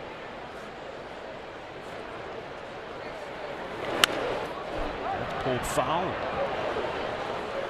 You know, and like when pitchers are throwing certain pitches, that gets around the league too. The scouting reports, hey, this guy likes to swing at the first pitch. You know, you don't have to throw him one. Sometimes you go off the dish. You know, that runs in cycles too. You may get into a groove where you're hitting the first pitch a lot and having some success and getting a few hits. Then pitchers quit throwing you the first pitch strike. And then they'll test your patience by saying, okay, he didn't swing at the first one. Let's see if he'll do it again. Yeah. And then you swing at that next one, same pitch. You're like, oh, what am I doing? Right. I mean, it gets around. This game is crazy like that. Oh, broke his bat. 1, 2, 3. Go the Twins. We move to the bottom of the 8th. Indians down 5.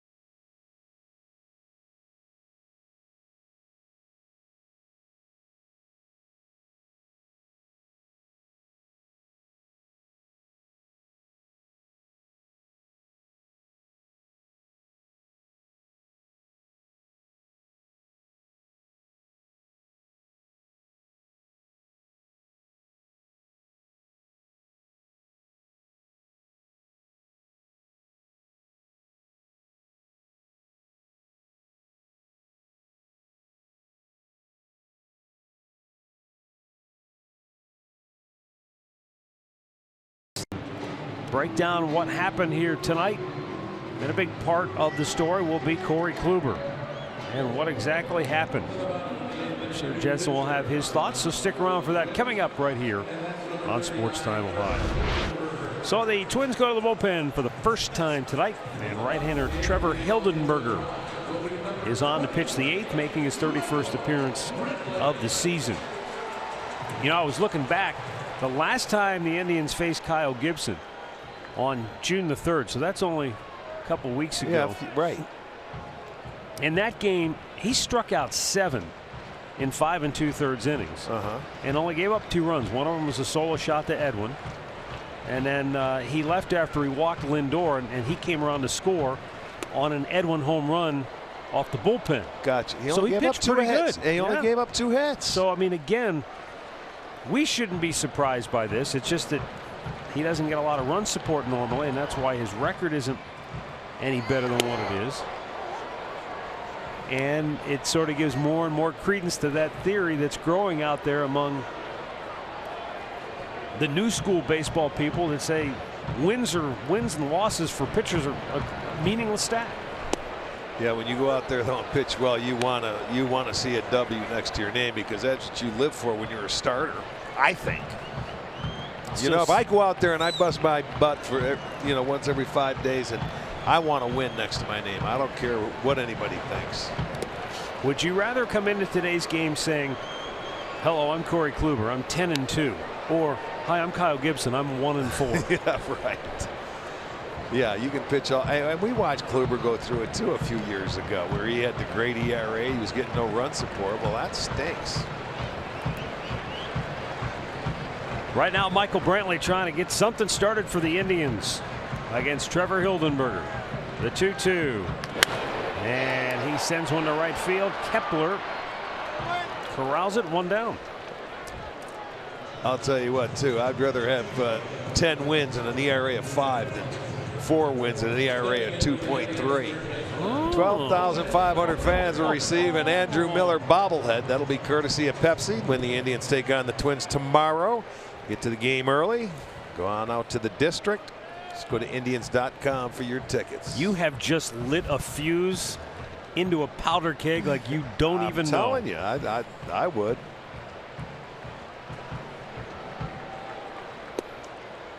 In there for a strike. Good luck getting paid. I'd be buying my teammates. I'd get paid. I'd be buying my teammates a lot of dinners for scoring all those runs too. If I was a GM and you came into my office in the offseason as a free agent, I'd say you should have brought your teammates with you because they deserve this contract. Let me tell you something. Not you. I could be a 500 pitcher and make $10 million a year nowadays. Are you kidding me? They don't tell them to go in there and win 20 and then get cut and see what happens. They used to be able to cut you 20%. All right, enough. No, you got it going. Let's go. We got nothing else to talk about. Andre, what would you rather do? You just heard what he'd rather do. Crickets. Ramirez ropes it down the right field line. That'll go to the wall. He's on his way to second base. Yeah, and it's close, and he's out at the bag. A good throw by Kepler.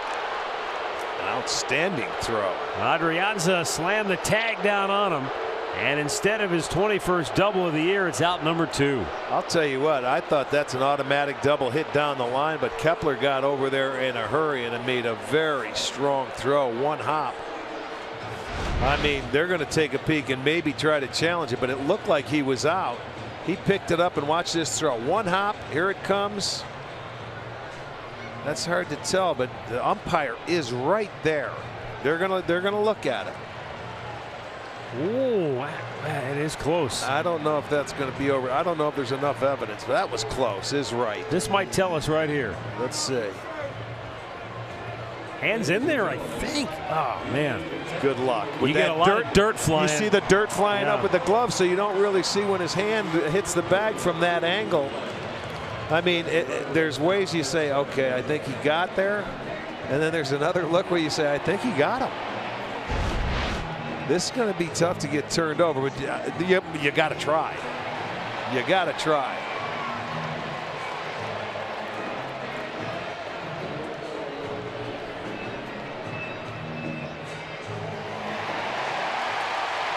The crowd thinks Ramirez got his hand in first.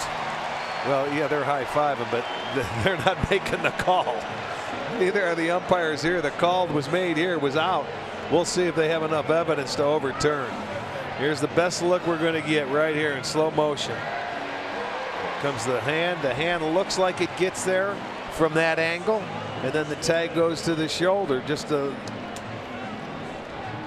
Well, we'll see. This will be interesting.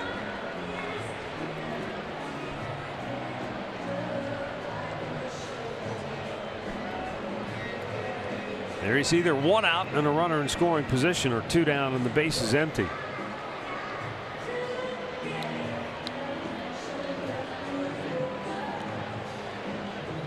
I have a sneaking suspicion that this is going to come down to there's just not enough there to overturn it. Yeah. Yes, the call stands. I agree with you right there. It's really hard to tell. Just from the angles we see, it looks like he could be in there, but the call in the field is out. It was a great throw by Kepler from right field. And the reason why Ramirez's hand could get in there, it was just a little bit off. You know, it wasn't right on the base, but I mean, from where he had to throw that ball from, it was a perfect throw. And it's tough. You can't fault Ramirez there. You're thinking that ball's by him. It's a double. This guy made a pretty good play. Here we go. Yeah, there you go. Call stands. That's what we thought. But you know, I still feel you got to go after it. You're in the 8th inning. You need that base runner. You got to challenge it. So the call stands, and now there's 2 outs and nobody on. 4th outfield assist for Kepler this year.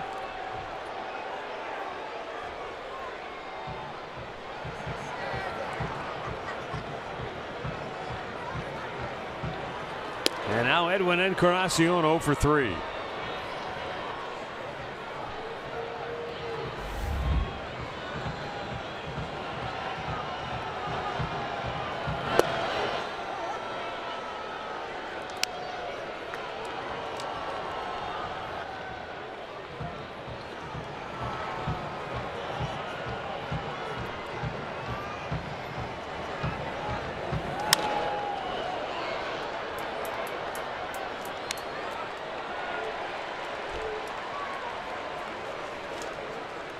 I don't know if replay has made umpires better, but it seems like they are really staying with the call, maybe getting in better positions on average. I think these guys are doing a heck of a job. Now that they've had some time to work through the system and get a feeling for how it works and what they have to do. Well, you're right. I think we're not seeing as many. It doesn't seem like we're seeing as many calls get overturned. No. Yes, we are, though. I mean, there's still about 48% of it that's getting overturned. But that's how close some of these calls are. He was in great position to make that call, and there was not enough evidence, at least for what we see. I sort of agree with it, to overturn that call. You couldn't do it.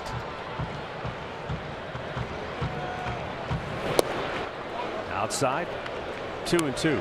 I mean, I don't know how much better, how good you want umpires to be. They are human. Look, you're not going to get every single call. No, it's not an easy. I'll tell you what. The bases, you know, there's some bad calls, but that's overturned. The toughest is calling balls and strikes. Yeah. You know what I mean? For an umpire. Well, and speaking of, well, yeah, just wait. You can't win. We've played 8, and it's 6-1 Minnesota.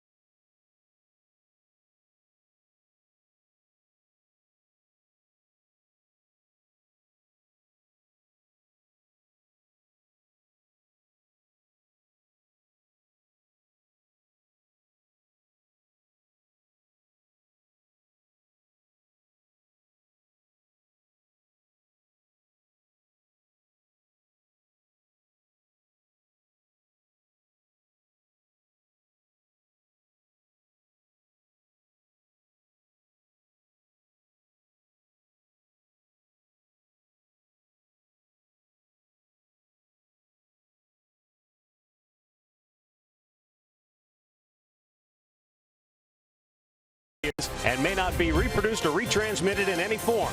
And the accounts and descriptions of this game may not be disseminated without the express written consent of the Cleveland Indians.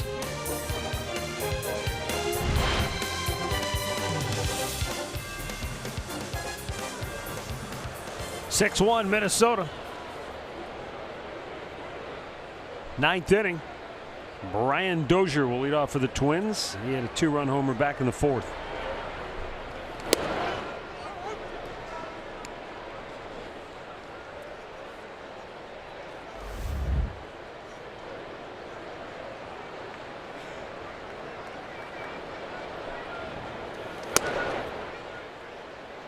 He did not go.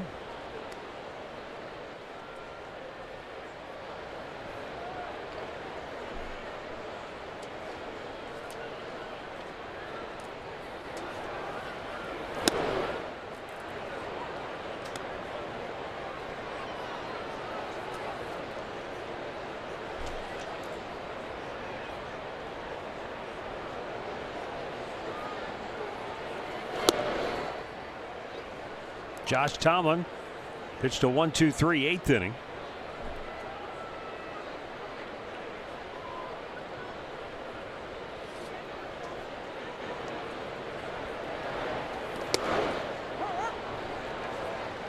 And now a full count.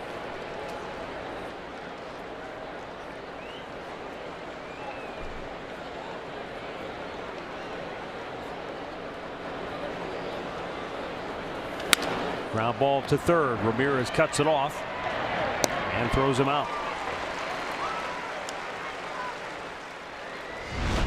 Pat O'Brien Chevrolet Player of the Game. And Brian Dozier in that 4th inning. That 2-run homer. A 3-run 4th. And snapped the string of 26 consecutive starts by Corey Kluber in which he had not allowed more than 3 runs.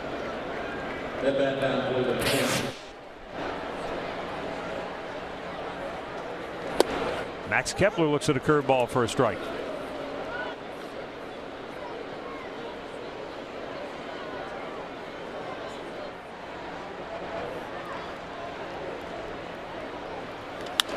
In the air, left field.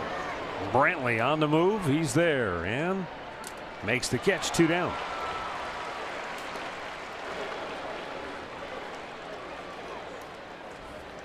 A reminder, tomorrow it's a 4 o'clock start here at Progressive Field.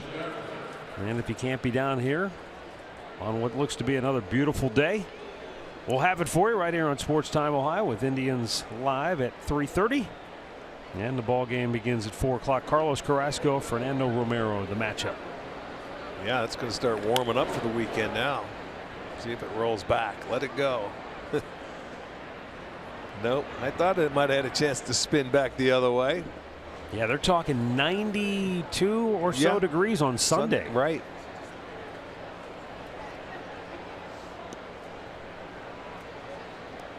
All our prayers are being answered from when we were here in April by Father's Day. Give us some warm weather. You're going to get it. I told you. The 0-1 just missed outside. Mitch Garver 0 for 3 tonight.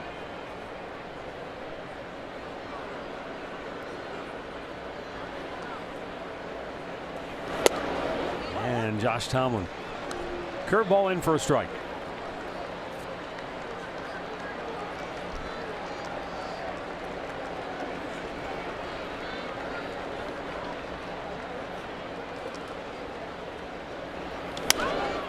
Popped him up. Foul ground. Eric Gonzalez is there. Josh Tomlin, 2 perfect innings of relief. Bottom of the 9th coming up.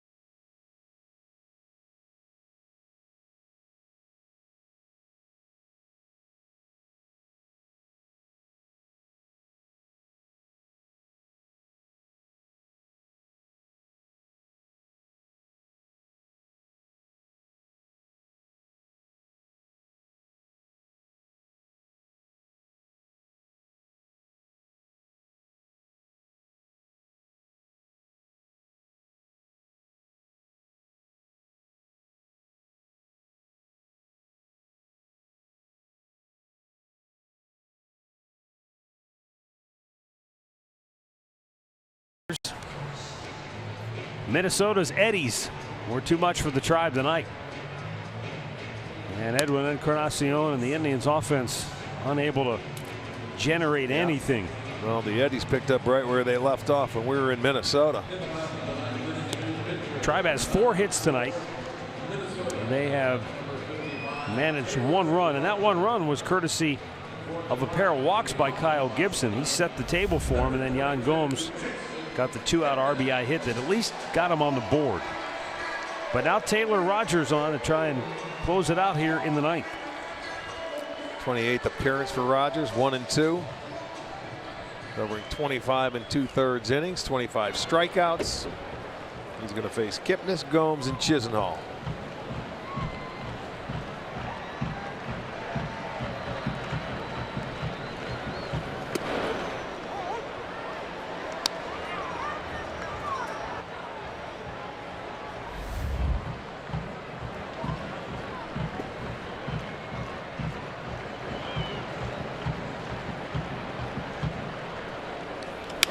Kipnis trying to shoot it the other way, but it's going to go foul.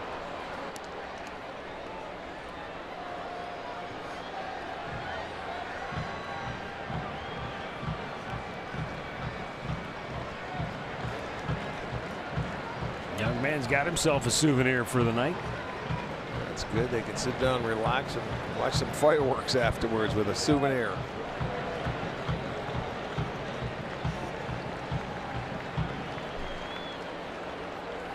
Upstairs, fastball missing. 1-2.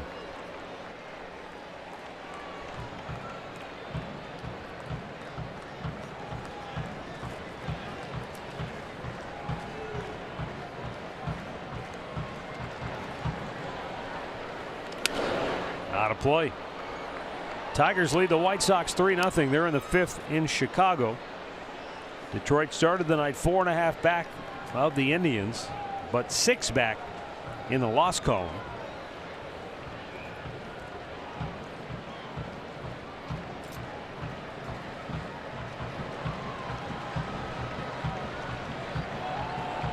And the 1-2 fouled away again.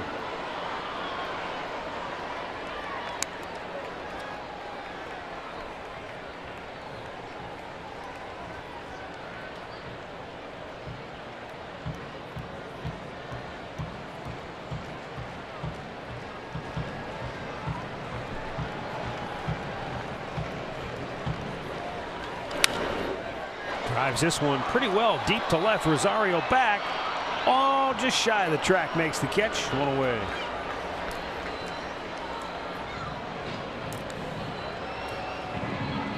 And that'll bring up Yan Gomes. Gomes driving in the Indians' only run tonight.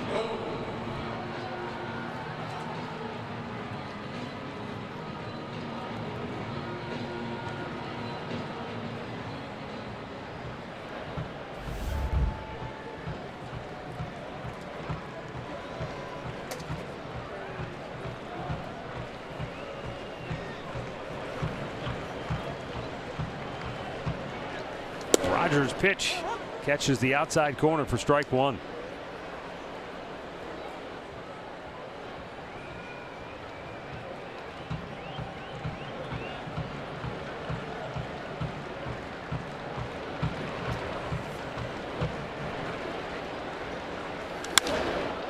There's a drive to deep center. Back is Lamar. He's out of room. It's out of here. And Yan Gomes hits his 9th home run of the season here in the 9th inning. They make it a 6-2 ball game. Well, he slammed that baby. He sure did. He put a really good swing on the baseball there. Went to the big part of the yard, and there was no doubt about it. Came back with another heater. He threw the first one, got for strike one, but Yan was waiting for that one. Well, that's the second run for the Indians.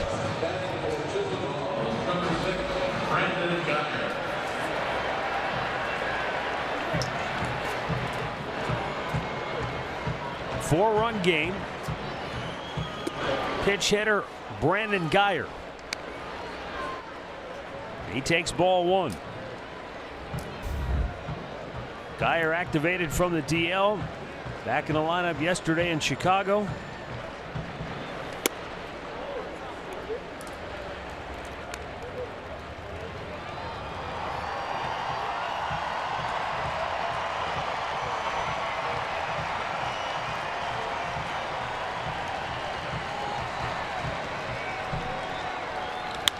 And a one-hop smash to third where Escobar takes care of it, 2 down.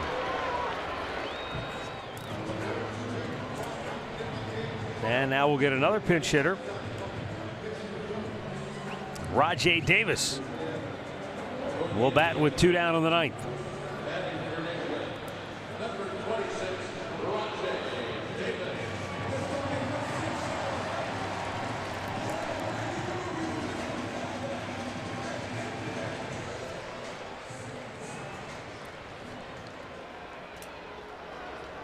Davis has had 50 at bats against left-handed pitchers this year. He's gone 10 for 50.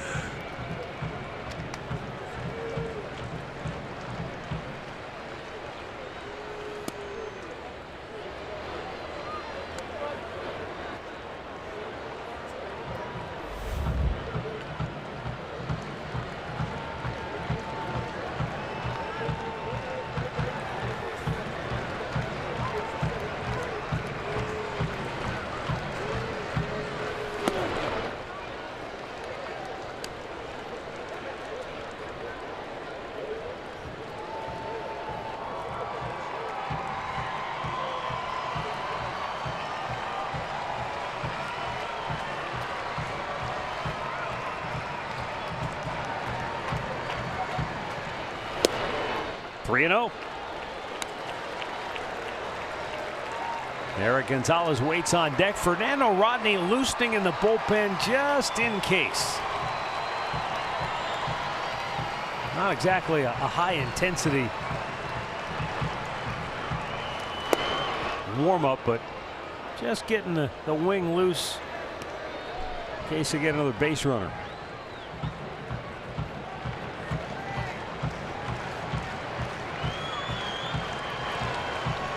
More importantly, if the lineup turns over, you'll see Rodney. You've got Rajay. He reaches. Then you've got Eric Gonzalez. If they both get on, then you've got Lindor coming to the plate. And by then you would see Rodney in the game.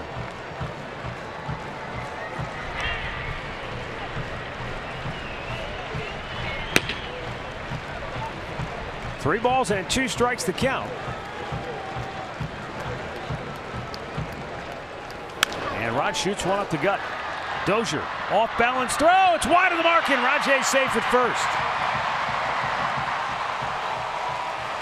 So the game continues. An infield single for Davis. And Eric Gonzalez coming to the plate. You knew it was going to be a tough play because he had to go so far to his right and then throw back across his body. And away Rajay can still run. Well, that's, you know, that when you field that ball, Dozier knew he was going to have to get rid of it as soon as he caught it because Davis was running. And that put a little more pressure on him, and the throw wasn't accurate. It'll go as an infield single.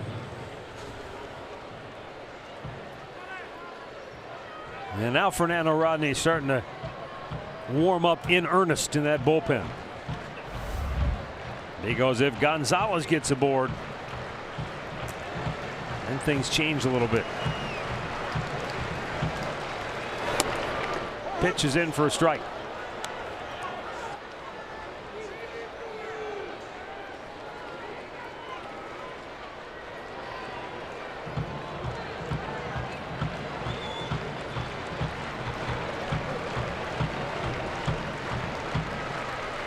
Rajay takes off and Eric slams it deep right. Back is Kepler. It's over his head and off the wall. Around third. Rajay will score. Eric Gonzalez into second base with a 2-out RBI double, and they're not done yet. Yeah, he smoked that ball. That ball hit the wall and came back, and I'll tell you what, he has, when he gets those arms extended, man, he can drive the ball the other way. So the double continues. Now you're getting back to the top of the lineup. So here comes Paul Molitor. He's going to make a move. Really good piece of hitting by Eric Gonzalez. Yes, it We've was. seen him do it all year long. I know it. Stay inside the ball, drive it the other way. And Molly says, I'm not messing around. I'm going right for my closer now, Fernando Rodney. So he'll be coming on to face Francisco Lindor. We'll be right back.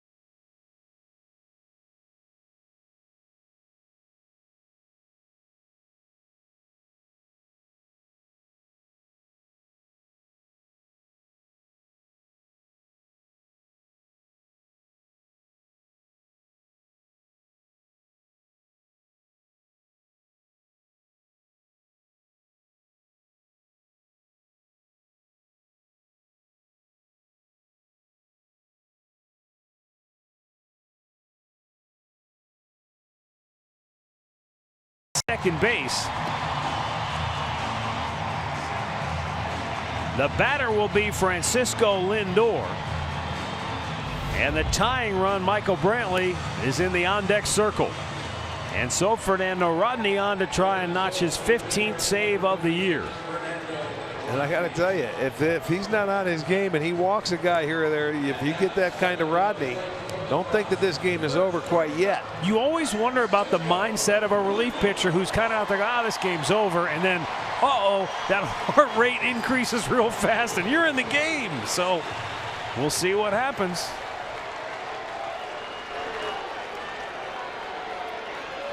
Rodney is ready, and so is Lindor, who is 0 for 4 on the night.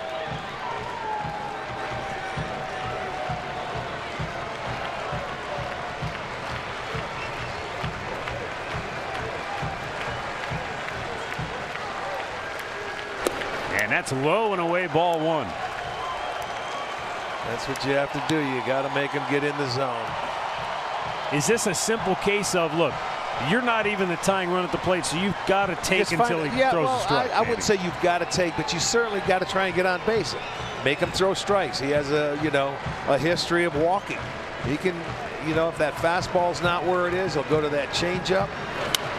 He ends up being a 2-pitch pitcher, but we've seen it before. Lindor took a good hack, fouling it off. 1-1.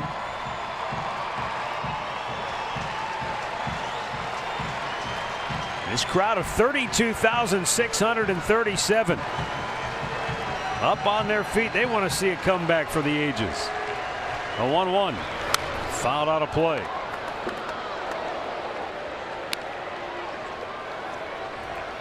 We've already seen one this year, and the Indians were down to the Astros. That was, what, 5 in the ninth to tie it? Yes. Yes, it was. And they do it again.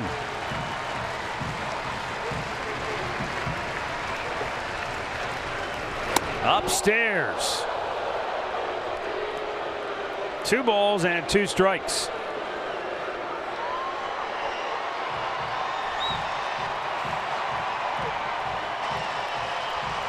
Jose Ramirez would love to get to the on-deck circle. He will if Lindor reaches base. Swung on and missed. The ball game is over. Fernando Rodney gets the strikeout to end the game, and the Twins hang on for a 6-3 victory. They've won 5 out of 7 from the Indians now on the year. Kyle Gibson gets the win. He is now 2-4, and Fernando Rodney notches the save from Minnesota, and that'll be his 15th of the year.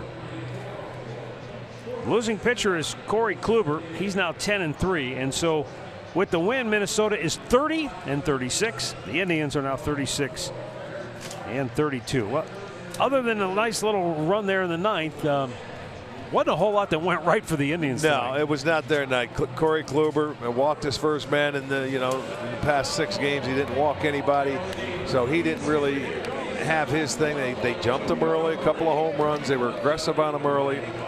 Kyle Gibson, I think the story of the night, he pitched very well and held down this offense. And they gave it a shot because this bullpen of Minnesota's, they can give it up.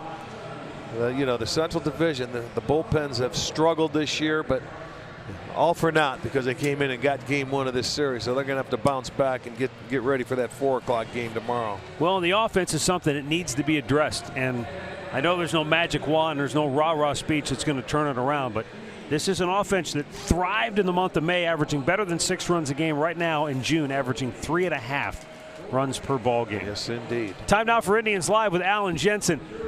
You guys were in the press conference today when Terry Francona said Corey Kluber hides his emotions, is better than anybody, doesn't give anything away, but he said, I can tell when maybe things aren't going his way. You think he saw something early in this game from Corey Kluber? I think there's a certain point there, Matty, where you look at where Minnesota was all night, and I think we knew early this wasn't exactly what we've seen from Corey Kluber. Yeah. So used to the impeccable command, so used to the great velocity and movement. Just a tad flat tonight and elevated in the zone. Minnesota took advantage. Also something Tito talked about too. You think about the approach of these guys, trying to get one of those first 2 good pitches because you don't want to fall down and behind in the count. Thought Minnesota exploited a lot of elevated pitches we're not accustomed to seeing from Corey Kluber. It's almost like the Twins got 2 wins tonight. You beat the Indians and you beat their Kluber. ace. Not too many people are beating Corey Kluber. Correct. When we come back on Indians Live, that's coming up next. We'll break this down a little bit further, talk about Kluber and what happened tonight to the Indians ace. Minnesota wins their 5th out of 7 this year against the Tribe. 6-3 the final tonight. Indians Live from Conrad's straight ahead.